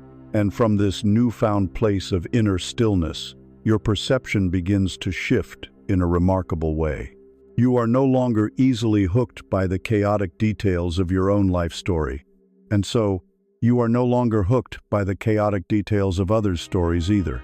Your own inner drama has subsided, allowing you to witness the world with a clear and compassionate eye. A new kind of vision awakens. You begin to see the universal in the particular. This is a fundamental pivot point in our journey. Up until now, our work has been largely internal, excavating our own wounds, anchoring our own truth, aligning our own being. Now, we turn this refined consciousness outward. In our typical way of engaging with the world, we are trapped by the particular. When a friend tells us a story of conflict at their job, we get lost in the specifics. Who said what? The injustice of the boss's decision, the drama of the office politics. We become entangled in the plot. We take sides. We feel their indignation or their despair as if it were our own. This kind of engagement, while it may feel supportive, is ultimately draining. It leads to the burnout so common among caregivers, therapists, and deeply empathetic friends. We are tossed about by the waves of every individual story we encounter, and we eventually exhaust ourselves and drown. To see the universal in the particular is to learn to see the ocean in every wave. This is the sustaining vision of the true empath. Imagine standing on the shore, watching the ocean. Each wave is utterly unique. It has its own shape, its own height, its own power. its own way of catching the light and crashing onto the sand. One wave is gentle and rolling, the next is thunderous and powerful. They are distinct, individual, and particular. This is the person before you, their unique personality, their specific life circumstances, their one-of-a-kind story. But what is the wave made of? It is made of water. It is a temporary, fleeting expression of the one single vast ocean. The ocean is the universal. It is the collective human experience, the great archetypal sea of consciousness, from which all our individual stories arise. The ocean is composed of the universal themes that have echoed through every human heart since the dawn of time. The deep longing for love and belonging, the primal fear of abandonment and death, the sting of betrayal and the bitterness of injustice, the ache of unfulfilled potential and the search for meaning in a chaotic world, the eternal struggle between the light of the soul and the shadow of the ego. To see the universal in the particular is to look at your friend's specific, unique wave of a story, their painful divorce, for example, and to not only see the particular details, but to simultaneously recognize the great universal ocean of grief, of shattered dreams, of the fear of being alone. You see your own particular wave, and you see the ocean it is a part of. You see their wave, and you see the very same ocean. In that recognition, the illusion of separation dissolves. This shift in perception is not an intellectual exercise. It is a transformation of the heart, and it brings with it profound gifts. The first is the birth of a higher form of compassion. The compassion that arises from getting lost in the drama of the wave is a form of pity, and it is often draining. But the compassion that arises from seeing the ocean in the wave is a form of profound recognition. It is a feeling that says, I see you. I see your unique pain. And I also see the universal human struggle you are courageously moving through. We are in this together. Your pain is part of the song of humanity, and I recognize the melody. This form of compassion does not deplete you, because it is not based on an emotional entanglement in their specific drama. It is based on a deep, soul-level resonance with a shared condition. The second gift is the prevention of burnout. When you learn to focus on the ocean, you are no longer being violently tossed about by every individual wave. You can stand firmly on the shore of your own anchored, integrated presence and bear loving witness to the waves as they rise and fall. You can appreciate the unique beauty and power of each wave without being swept away by it. You can offer your steady presence, your lighthouse, without having to jump into the stormy water and wrestle with every current. This allows you to be a sustainable sanctuary for others, a source of calm in their storm, rather than becoming another piece of debris tossed about by their chaos. The practice of cultivating this vision is a practice of listening on two levels simultaneously. As a person shares their story with you, allow one part of your awareness to receive the particular details with presence and care, but have another part of your awareness gently asking the question, what is the universal theme being expressed here? Is this story, at its core, about the fear of failure, the longing for acceptance, the pain of being misunderstood, the search for freedom? You are listening for the archetypal music beneath the specific lyrics. You can also practice by connecting to the core emotion rather than the story that created it. The details of why a person is grieving are particular to them, but the raw, energetic frequency of grief itself is universal. Every human heart knows its texture. Instead of getting lost in the why of their story, connect to the what of their feeling. Allow yourself to feel a quiet, compassionate resonance with the universal feeling of grief itself. In that shared feeling, you build a bridge that transcends the particulars of any single story. A simple inward refrain can be helpful here. When you recognize a universal theme in someone's particular struggle, you can meet it in your own mind with the gentle phrase, "Of course." A friend expresses deep anxiety about the future. Of course, the human mind fears the unknown. A colleague is devastated by a perceived failure.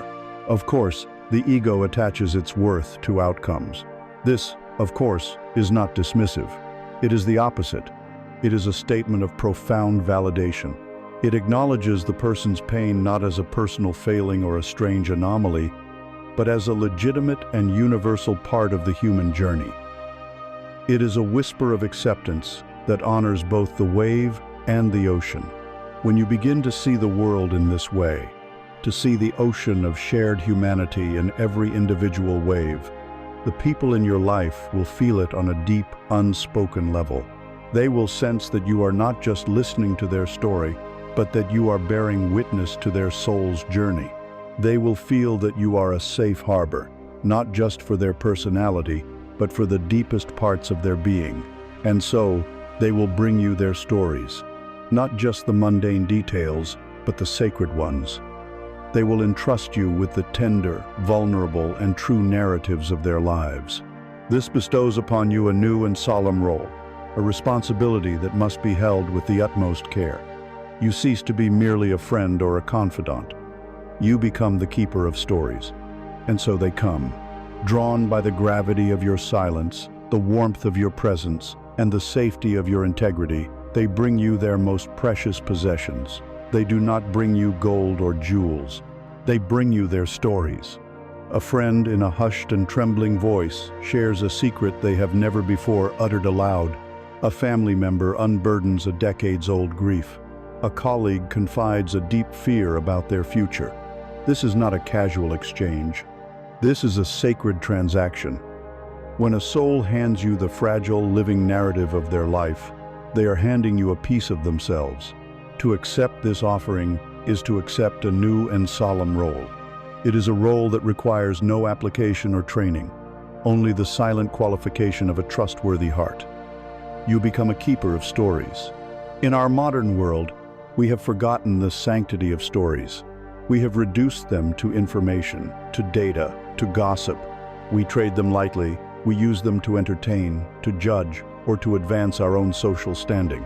But a true story, a story that carries the weight of a person's lived experience, is a fragment of their soul. It contains the ashes of their failures and the seeds of their hopes. It holds the echo of their laughter and the salt of their tears. To be given a story like this is to be allowed into the holy of holies of another's inner world. It is an act of supreme vulnerability on their part, an act of faith that you will be a gentle and benevolent God in the small universe of their narrative. They are trusting that you will not misuse it, weaponize it, or cheapen it. They are trusting you to be its guardian. To understand this sacred responsibility, let us embrace a new metaphor. Your being, your consciousness, becomes a great library. It is a quiet, vast, and hallowed space. And every person who entrusts you with their story is handing you a book, a rare and unique manuscript that exists nowhere else in the world. As you accept this role, your library begins to fill. On one shelf rests the thin, tear-stained volume of a friend's first heartbreak. On another sits the heavy, leather-bound tome of a parent's lifelong regrets. There are joyful, brightly colored books of triumph and adventure, and there are dark, charred books of trauma and loss. Your duty is not to read these books for your own entertainment. Your duty is to be the librarian, the keeper of this library of souls. What are the duties of this sacred librarian? The first is to receive each book with reverence. When a person begins to share their story, you do not snatch it from them with impatient questions. You receive it with open hands. You listen with the deep, soul-level attention we have cultivated. You recognize that you are being handed something priceless and fragile. Your presence communicates this reverence, signaling to them that their story is safe with you. The second duty is to refrain from writing in the margins.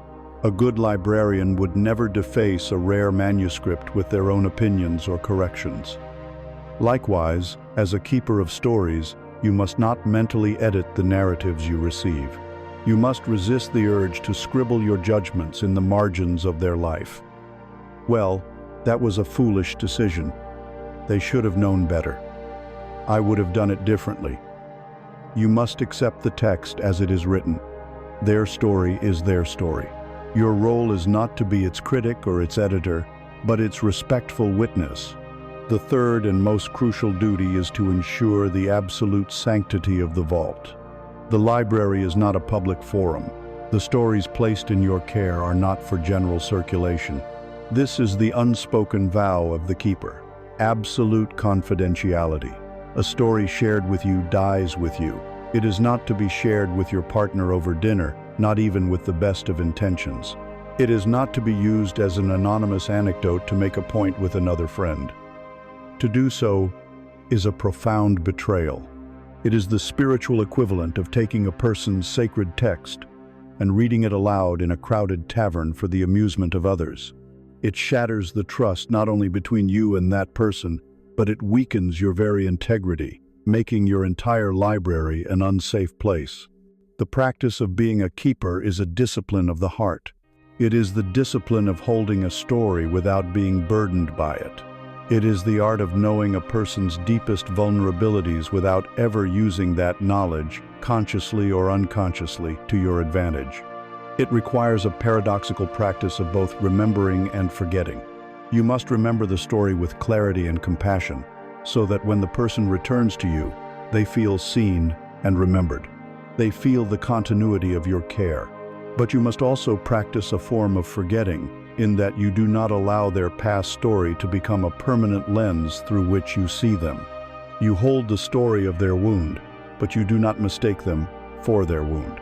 You give them the grace to evolve beyond their own narrative, to write new chapters. You do not constantly remind them of the tear-stained volume they once gave you. You simply keep it safe in the library, allowing them the freedom to become the author of a new and different book. This role is both a profound honor and a significant weight. To be chosen as a repository for another's soul story is one of the highest compliments a human being can receive. It signifies that your presence has become synonymous with safety, but it is a responsibility that must be carried with strength and humility. The ego will be tempted to feel special, to take pride in being a keeper of secrets. This is a dangerous trap.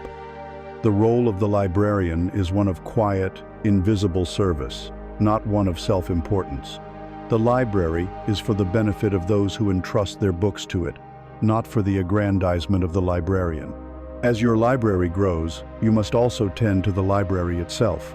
Holding many stories, especially painful ones, requires you to be diligent in your own self-care. You must have practices that allow you to process the energies you encounter, to maintain your own inner quiet and stability. Your practices of silence, meditation, and returning to your own anchor are not just for you anymore. They are for the sake of the entire library, for all the souls who have placed their trust in you. You must keep your own vessel clear so that you can continue to be a safe container for others. As you faithfully perform this sacred duty, something remarkable begins to happen. As you hold these countless unique stories of human life, you start to see the connections between them. You see the same chapters on fear, love, loss, and redemption appearing in different books, written in different languages, bound in different covers. The universal themes we spoke of are no longer an abstract concept. They are a felt reality, a truth demonstrated to you again and again in the sacred archives of your library. And with this vast, compassionate knowledge, born from bearing witness to so many individual souls, your heart becomes capable of a new and radical extension. It learns to look upon those who have caused pain, those whose stories are jagged and difficult to read, those you might even call your enemy. And it begins, with trembling courage, to see their story too. And now we arrive at the most difficult book in the library, the one we keep hidden in the deepest, most shadowed vault. Its cover is jagged and torn, and it cuts our hands when we try to touch it. Its pages are filled with a script of fire and pain. It is the story of the one who hurt you, the one the mind has labeled, with all the righteous fury it can muster, the enemy. It may be a former partner, a family member, a colleague, a stranger. It is the person whose actions left a deep wound upon your soul, a wound whose scar still aches in the cold. The very thought of opening this book may send a wave of sickness and rage through your body. The empathy code does not ask you to ignore this, it asks you to honor it. Before we take a single step further, let us be unequivocally clear. Your pain is real, your anger is justified. The injustice you suffered was, in fact, an injustice. Nothing in this teaching is meant to invalidate the sanctity of your experience. There is no spiritual bypass around genuine, gut-wrenching pain.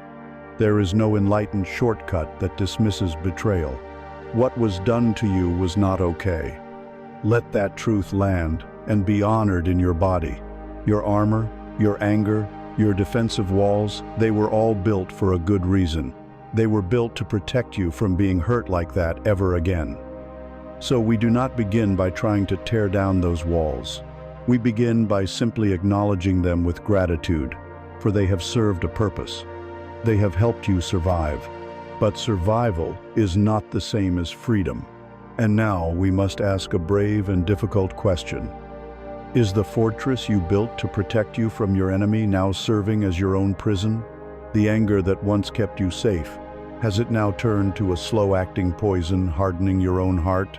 The resentment you hold, the constant replaying of the story, the endless inner arguments with the one who hurt you who is truly suffering in this present moment. The person who hurt you may be miles away, living their life, perhaps not even thinking of you, but you, in the prison of your own resentment, are still drinking the poison. You are still holding the hot coal. There is a common misunderstanding that to heal, we must forgive and forget. For many, this feels impossible, a betrayal of the self. So let us discard that framework. The journey we are embarking on now does not ask you to condone the action. It does not ask you to say what happened was acceptable. It was not. It does not even ask you to use the word forgiveness if it feels false. It asks you only to do one thing, for the sake of your own liberation, to become curious about the wound of the one who wounded you. This is the most radical and advanced application of the empathy code. It rests on a single, profound principle. Hurt people hurt people. People who are whole, who are living in a state of inner peace and self-love, do not intentionally inflict deep, malicious harm upon others. It is not in their nature. Destructive, cruel, and neglectful actions are almost always the outward manifestation of a person's own deep, unhealed, inner torment. Their hurtful action was a symptom of their own soul sickness. They lash out in anger because they are drowning in their own fear. They betray because they are crippled by their own insecurity. They control because they live in a constant state of inner chaos. Their action, which created a wound in you, was first born from a wound within them. To see this is not to excuse their behavior. It is to diagnose it. It is to move from the position of a victim of their action to the position of a compassionate observer of their tragic condition. This is an act of immense power. It is the beginning of you taking your soul back. The practice is one of brave, sanctified imagination. It is not about confronting the person in the external world. That may be unwise or unsafe. This is a private, sacred work you do within the quiet of your own being, for the sole purpose of your own freedom. In a meditative state, I want you to imagine you are in your library of souls. And this time, you are going to use your status as the head librarian to request a book from another library. You are going to request the book of your enemy's life. Imagine it appears before you. You do not have to open it all at once. Just hold it.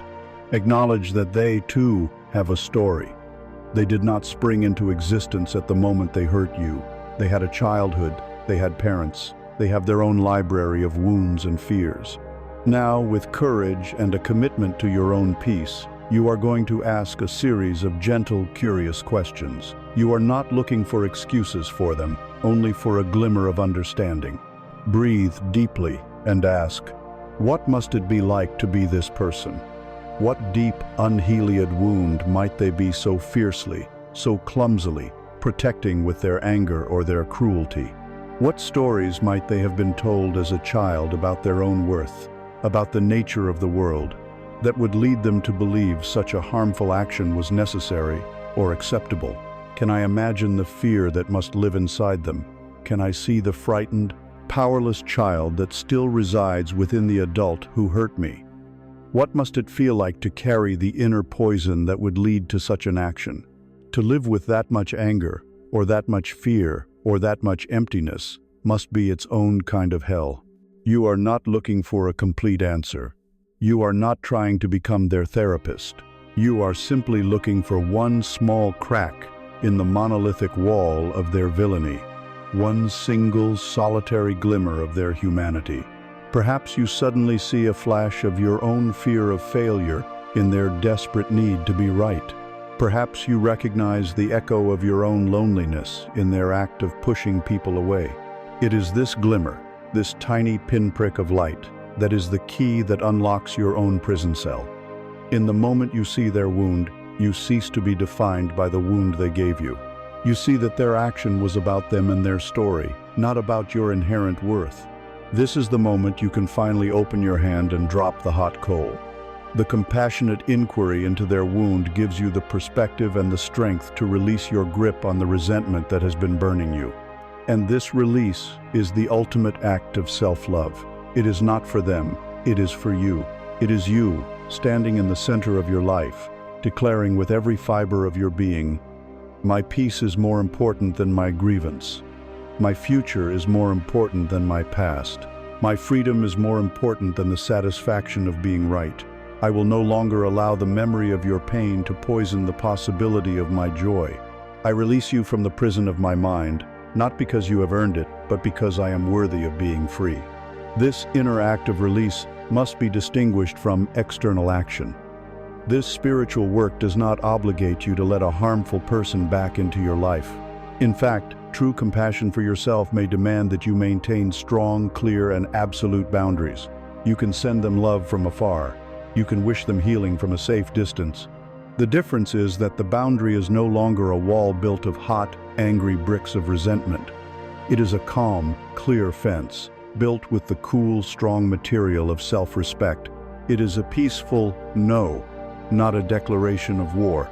By undertaking this difficult journey, you graduate from the role of a victim to the role of a sovereign being. A victim is defined by the story of what was done to them.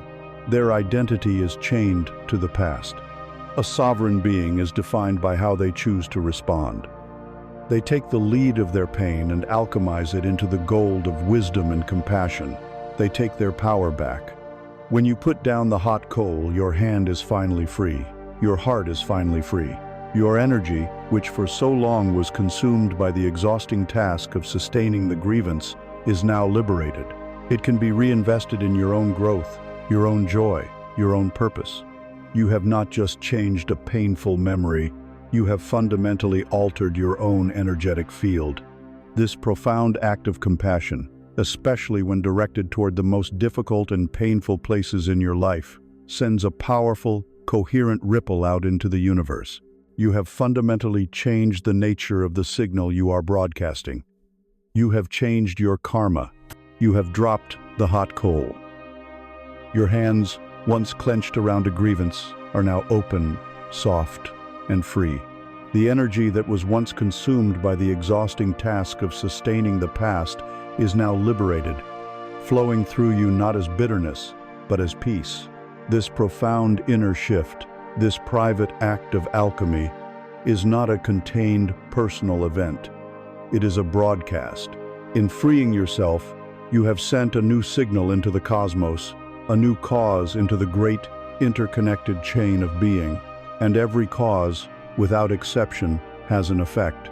This is the immutable law of the universe. This is the karma of connection. Let us strip the word karma of the superstitious baggage it has accumulated over the centuries. Karma is not a cosmic deity in the sky, keeping a moral scorecard of your good and bad deeds, preparing rewards and punishments. The universe is not a courtroom. It is a mirror. It is a field of energy. Karma is the law of this field.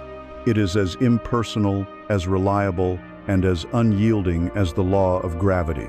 What you throw up into the air must come down. What you send out into the field of consciousness must return. It is not a punishment or a reward. It is simply an echo. It is physics. Furthermore, this law is far more subtle than a simple tally of actions. The universe does not just respond to what you do. It responds to the energy from which you do it. It responds to the frequency of your being, the song you sing. A deed of charity performed from a place of resentful obligation creates a very different echo than the same deed performed from a heart overflowing with genuine generosity. An apology spoken as a strategic maneuver to end a conflict creates a different karmic ripple than an apology spoken from a place of true, humble remorse. The universe is not fooled by our actions. It hears the intention, it feels the frequency, it reflects back the truth of our inner state, not the performance of our outer self. Imagine that the universe is a vast and perfect echo chamber. Every thought you think, every word you speak, every action you take is a sound you make in this chamber. For much of our lives, operating from the place of our unhealed wounds and our protective armor, the sounds we made were dissonant and chaotic. We shouted cries of judgment. We whispered words of fear and self-doubt. We grumbled complaints of scarcity and lack. We hurled accusations of blame. And the echo chamber, being a perfect and impartial law, faithfully reflected these sounds back to us. We shouted judgment, and we heard judgment in the casual remarks of others. We whispered of our own unworthiness, and we encountered situations that seemed to confirm it. We complained of lack, and we saw scarcity everywhere we looked. We were living inside the echo of our own noise, believing that the hostile, chaotic world was something separate from us, never realizing we were the source of the original sound. But you have been doing the sacred work of changing your sound. Through silence, you quieted the noise. Through self-reflection, you saw your own face. Through anchoring, you found your keynote. Through healing your wound, you mended your broken instrument. Through integrity, you made your song coherent. Through compassion, you learned the music of grace. You are fundamentally changing the nature of the sound you are making. Now, instead of a cry of fear, you offer the hum of presence. Instead of a shout of blame, you offer the soft words of healing. Instead of the static of inner conflict, you broadcast the clear, resonant frequency of wholeness. And the echo chamber must respond accordingly. It has no choice. It is the law. When you send out the energy of non-judgment, the echo that returns to you, in its own time and in its own way, is the experience of acceptance. When you sow the seeds of genuine listening, the harvest you reap is the feeling of being truly heard. When you offer the gift of your presence to another, the universe will conspire to bring you the experience of being seen. When you perform the ultimate alchemy of offering compassion to the one who hurt you, you send out a high-frequency wave of grace. And the echo that returns is a life where grace appears in the most unexpected of places. This is the karma of connection. Every single interaction is a karmic choice point. In every conversation, you are either sowing seeds of discord or seeds of connection. You are either making a sound of judgment or a sound of understanding. The energy you choose to invest in that single moment becomes a cause, a ripple sent out into the unified field, which will eventually, inevitably, find its way back to you. It is crucial to understand, however, that the echo does not always return immediately, nor does it always return from the same direction you shouted.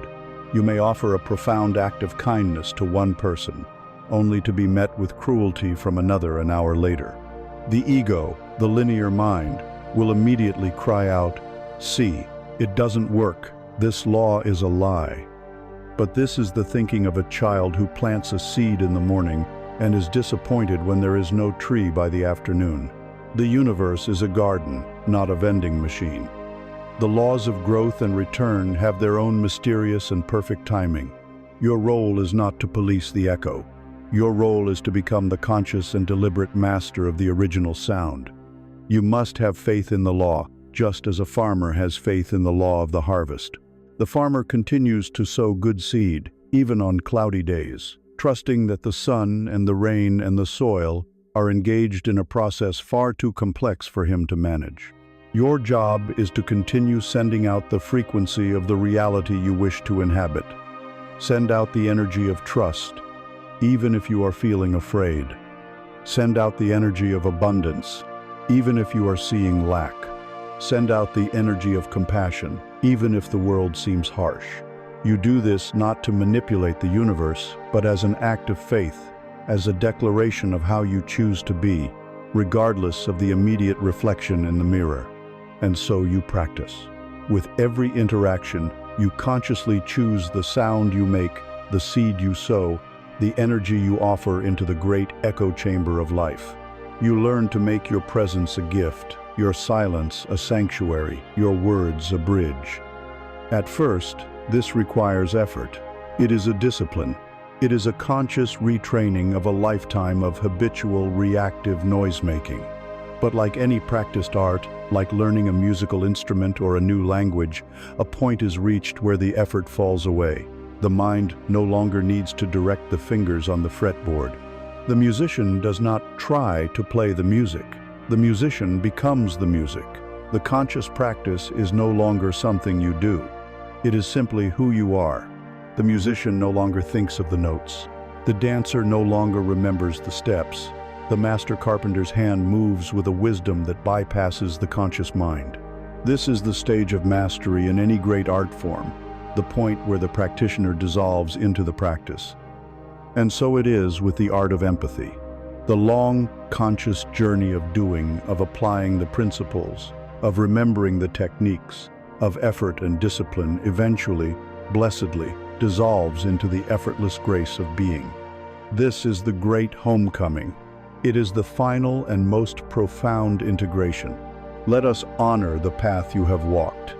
Let us honor the phase of doing, for it is a necessary and sacred apprenticeship. There was the conscious effort of choosing silence when your mind screamed with noise. There was the deliberate effort of looking into the unvarnished mirror and not turning away in fear. There was the willed effort of standing firm in your truth when the winds of public opinion tried to sway you. You consciously practiced the art of unbuckling your armor, piece by painful piece. You deliberately chose curiosity over the well-worn habit of judgment. You carefully practiced the grammar of healing words, resisting the urge to speak the default language of walls. You meticulously worked to align your thoughts, words, and actions to become a magnet of integrity. During this phase, there is a sense of separation. There is you, the student, and there is the practice, the thing you are trying to learn. It can feel clumsy, awkward, and unnatural, just like learning a complex new skill. Think of learning to drive a car. In the beginning, the mind is completely overwhelmed by the mechanics of doing. The internal monologue is frantic.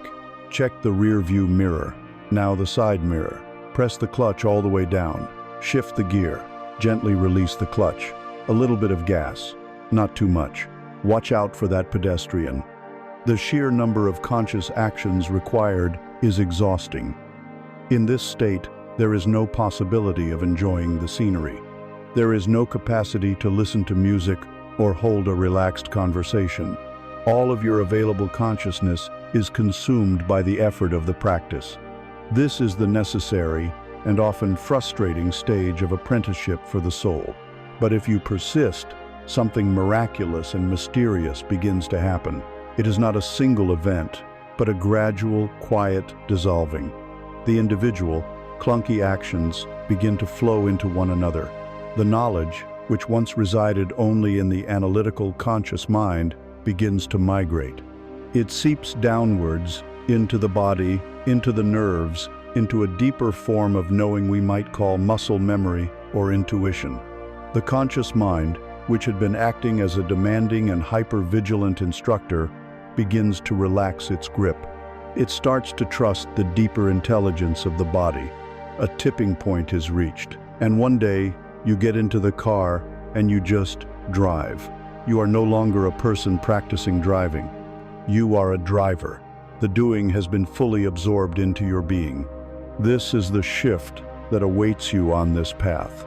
All the conscious practices you have so diligently undertaken begin to merge into a single, unified, and effortless state of being. You no longer have to try to be trustworthy. You simply are trustworthy. It becomes your nature. You will find that you no longer need to consciously try to hold space for another. Your presence, now naturally calm and anchored, is the space. You don't have to remind yourself not to judge. Your first instinctual response to another's pain becomes compassion. The lens of the universal is now simply how you see the world. You don't have to work to align your thoughts, words, and actions. The feeling of being out of alignment becomes so viscerally uncomfortable to your finely tuned system that you avoid it as naturally as you would avoid touching a hot stove. Inauthenticity simply feels foreign. The great liberation in this shift is the freedom of your mind. Just as the experienced driver can now admire the landscape and listen to the radio, your conscious mind, freed from the exhausting task of managing the mechanics of empathy, is now available for life. You are no longer consumed by the technique of connection. You are free to simply connect. You can laugh with your full being. You can engage with ideas with a new clarity. You can experience the world with a richness that was previously unavailable because your bandwidth was consumed by the inner work of self-monitoring and self-correction. This transformation is not magic. It is the result of a profound rewiring of your being. On a neurological level, every time you chose a conscious, empathetic response over a habitual, reactive one, you carved a new neural pathway in your brain. You were creating new grooves of grace. With repetition, these pathways became stronger, wider, more established. They became the brain's default highways. And the old pathways of fear, judgment, and reactivity, through disuse, began to overgrow and fade away. You have literally changed your mind, but the shift is deeper than just the brain. It is an embodiment. The knowledge has moved from your head into the cells of your body. You do not just understand the concept of integrity, you embody it. It is in your posture, in the calm rhythm of your breathing, in the steady look in your eyes. You do not just agree with the idea of compassion, you radiate it as a natural frequency. The empathy code is no longer a set of principles you are studying. It has become your operating system. It is running silently, efficiently, and effortlessly in the background. This state of being is not a static destination. It is not an enlightened plateau where all work ceases. It is a new way of living, a new way of moving through the world. It is a dance, not a fortress.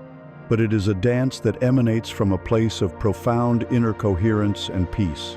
When you are no longer a student trying to remember the rules, but have become a living embodiment of the principles, your entire being transforms into a finely tuned navigational instrument. You no longer need to constantly consult the map of shoulds and should-nots that you once relied on, because you have become the compass. An unwavering inner compass that always, in every circumstance, knows the direction of truth. The driver no longer needs the map. The musician no longer needs the sheet music. The master, having absorbed the rules so completely that they have become instinct, is now free. And you, having walked this long inner road, no longer need to consciously consult the principles of empathy. The practices of silence, of seeing, of anchoring, of healing, and of connecting have now coalesced within you. They have magnetized your very being, transforming you from a student of empathy into a living, breathing, navigational instrument. The empathy code is no longer something you follow. It is something you have become, and it functions now as your unwavering inner compass. What is this compass? It is not the thinking mind, with its endless debates and its pro and con lists. The mind is a useful tool, but it is a weather vane, shifting with every new piece of information and every passing wind of emotion. This compass is deeper, quieter, and infinitely more reliable. It is a felt sense, a deep, intuitive, bodily knowing. It is the voice of your own wholeness, the integrated wisdom of your entire being, speaking as one. Free from the static of your fears, your conditioning, and your ego's selfish desires. The compass does not shout, it does not argue, it simply points. And the true north on this compass, the direction it invariably points, is the direction of greater wholeness, deeper integrity, and higher compassion. It always points toward connection, not separation, toward expansion, not contraction, toward love, not fear. To understand its function, we must embrace the metaphor of the ship at sea. Your life is the ship, on a great voyage across the vast ocean of existence. This ocean is, by its very nature, unpredictable. There are days of calm seas and benevolent sunshine. But there are also violent storms of conflict that threaten to tear your sails. There are thick, disorienting fogs of confusion where you can see neither where you have been nor where you are going. There are treacherous, hidden reefs of betrayal that can shatter your hull. Before you discovered your compass, how did you navigate this treacherous ocean? You likely used the common tools of the unanchored self. You looked at the other ships, steering your course based on where the fleet seemed to be going, a victim of peer pressure and consensus thinking. You relied on old, tattered maps given to you by others' maps of dogma, of cultural conditioning, of family beliefs that may have been irrelevant to the actual waters you were sailing. And when the storm hit, you abandoned all navigation, frantically running around the deck, simply trying to bail water, a slave to pure reactivity. The inner compass changes everything. It sits in a quiet, protected place at the very heart of your ship, at the center of your being. Its most crucial quality is this: it is entirely unaffected by the weather. The wind can howl with the force of another's anger. The waves of chaos can crash over your decks. The fog of uncertainty can be so thick you cannot see your own hand in front of your face. But the needle of the compass remains utterly still, steady, and resolute. It continues to point north. Its guidance is independent of the external circumstances. This is its power. This is its sanctity. To live by this compass is to learn to trust its quiet, steady signal more than the loud, terrifying roar of the storm. The storm of a difficult situation will scream at you. Panic, defend yourself, attack, run away. It floods your system with adrenaline and fear. But if you can train yourself in that critical moment to take a single breath and glance inward at your compass, you will find a different directive. The needle will be pointing calmly toward north. It will be pointing toward a response of quiet strength, of listening, of integrity, of compassion. To follow the whisper of the compass in the midst of the ego's hurricane is the essence of living a conscious, soul-led life. Let us see this compass in action. Imagine you are in a tense confrontation. A person you care about is leveling accusations at you, their words a gale-force wind. The old you, the unnavigated ship, would be tossed about. You would meet their anger with your own defensive anger. You would get lost in the storm of who is right and who is wrong. But the new you pauses. You breathe. You look at your inner compass. The needle does not point toward attack back. It points north towards compassion. You feel the pull to see their pain, to listen beneath their words for the stone at the bottom of their lake. Guided by the compass, you choose to hold space instead of building a wall. You navigate the turbulent conversation from a place of calm center, and in doing so, you have the power to calm the entire storm. Imagine you are faced with a major life decision, a choice between two paths. Path A is praised by the world. It is the safe, logical, lucrative choice. The winds of societal approval and family expectation are all blowing you in this direction. Path B is uncertain, less conventional, and perhaps even a little scary. But as you contemplate Path A, you check your compass.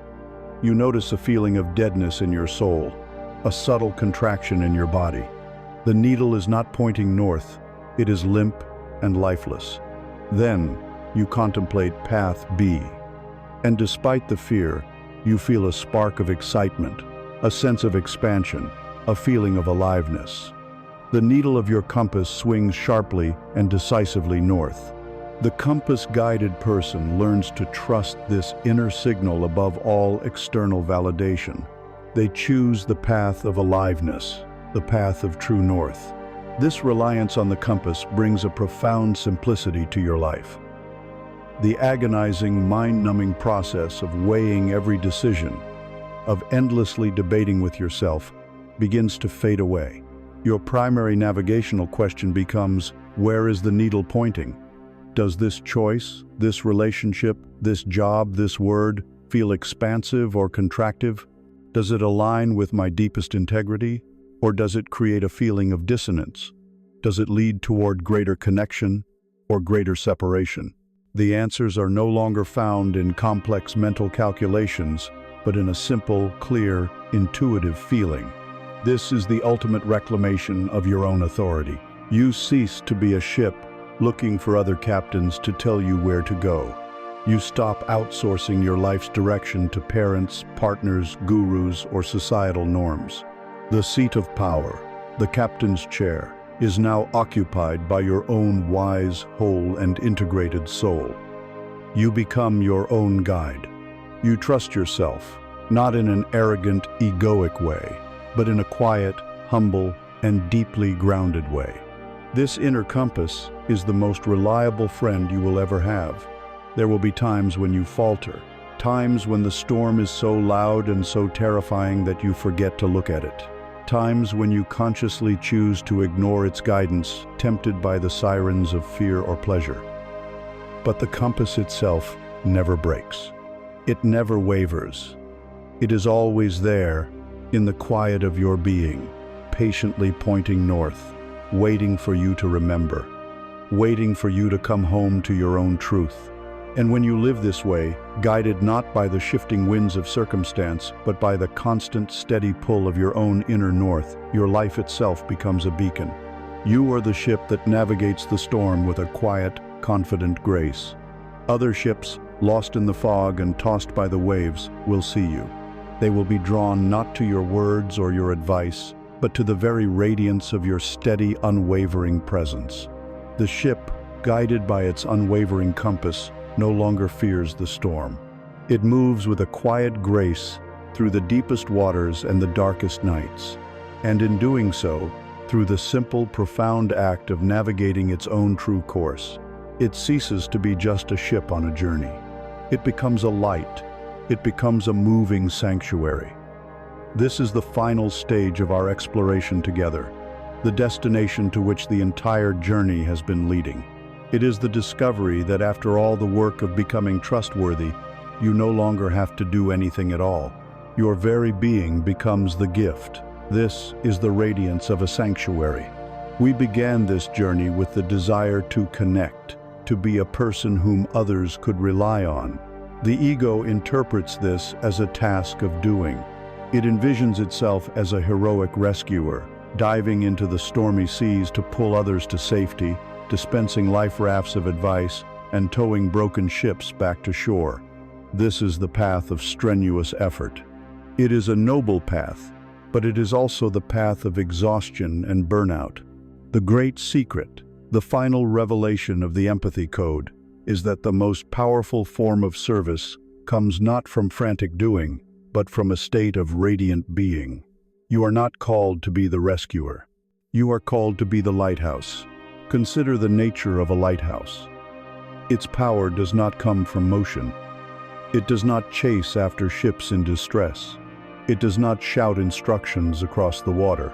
Its power is born from two things: its unshakable foundation and its unwavering light. It is built upon solid rock, the rock of your anchored truth and your hard-won integrity. It is utterly committed to its station, a symbol of stability in a world of flux. Its primary action is non-action. It stays still, and from this stillness, it shines. The light is not a harsh searchlight, frantically scanning the horizon for problems to solve. It is a calm, steady, rhythmic beam. It is the natural, effortless emanation of its own purpose. This light is the sum total of your being.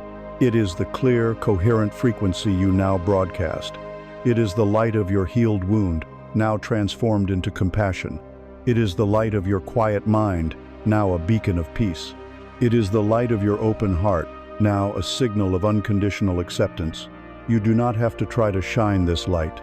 It radiates from you as naturally as warmth radiates from a fire. The function of the lighthouse is not to make decisions for the ships. It simply illuminates the truth of the situation. To one ship, its light reveals the safe passage into the harbor. To another, it exposes the jagged, hidden rocks that would have surely destroyed it. To a third, lost in the fog, it simply provides a point of reference, a confirmation that a shore exists, that they are not alone in the vast, empty darkness. The lighthouse empowers every captain to navigate their own vessel with greater clarity and wisdom. It respects their sovereignty. It trusts their journey. This is the nature of your radiance. Your presence does not solve people's problems for them. It illuminates their own inner landscape so they can see their own path, their own dangers, and their own inherent wisdom more clearly. People will begin to experience you in a new way. They may not have the words for it.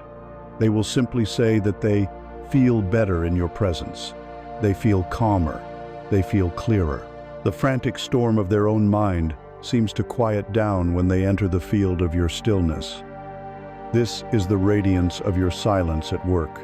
They will find themselves sharing things they hadn't intended to, revealing vulnerable parts of themselves without fear. This is the radiance of your acceptance, creating a safe space for their armor to dissolve. They will feel a deep, instinctual sense of safety, a feeling that you are solid and real. This is the radiance of your integrity, your wholeness, being felt on a soul level. You will notice a miraculous phenomenon. People's problems will often seem to solve themselves around you. They will come to you in a state of confusion, talk for a while, and then leave with a newfound clarity, even if you have said very little. This is not because you are a magician. It is because your coherent energy field, like a powerful tuning fork, helps their own scattered energy to find its coherence. Your peace gives them access to their own peace. In your light, they see their own light. This is the effortless healing that emanates from a being who is truly at home in themselves. This role of the lighthouse must be held with the utmost humility. The lighthouse keeps no record of the ships it has guided. It does not need a letter of thanks from their captains. It does not feel pride when a great vessel passes, nor disappointment when a small boat chooses a different course. Its joy and its purpose are fulfilled in the simple, selfless, continuous act of shining. You, too, must release any need for credit or acknowledgement. The validation you once sought from the external world has been replaced by the profound peace of your own inner alignment. Your work is to simply be the light. Who it helps and how it helps is not your concern. You shine for all, indiscriminately. This is the beautiful paradox and the full circle of our journey. The quest, which may have begun with an outward focus, how to be a better friend, partner, or leader, has led us to the ultimate inner state. The path to becoming a sanctuary for others has revealed itself to be the path to our own deepest peace and freedom. The desire to be a source of trust for the world is fulfilled when we cease all effort and simply trust the radiance of our own authentic being. You are no longer striving, you are simply shining. Your greatest service to the world is no longer your action, but your presence. Your most profound teaching is no longer your words, but your peace. You have done the hard, brave, and beautiful work of clearing your own inner channel, and now, all you have to do is allow the light to pass through. You are the lighthouse, anchored, still, and shining. You have become what you were seeking, and in the steady, silent, radiant light of your own being, you offer the world the greatest gift you have, a sanctuary, a place of refuge, a beacon of hope, a silent promise that even in the darkest night, a safe harbor exists. The lighthouse shines. The sanctuary is complete.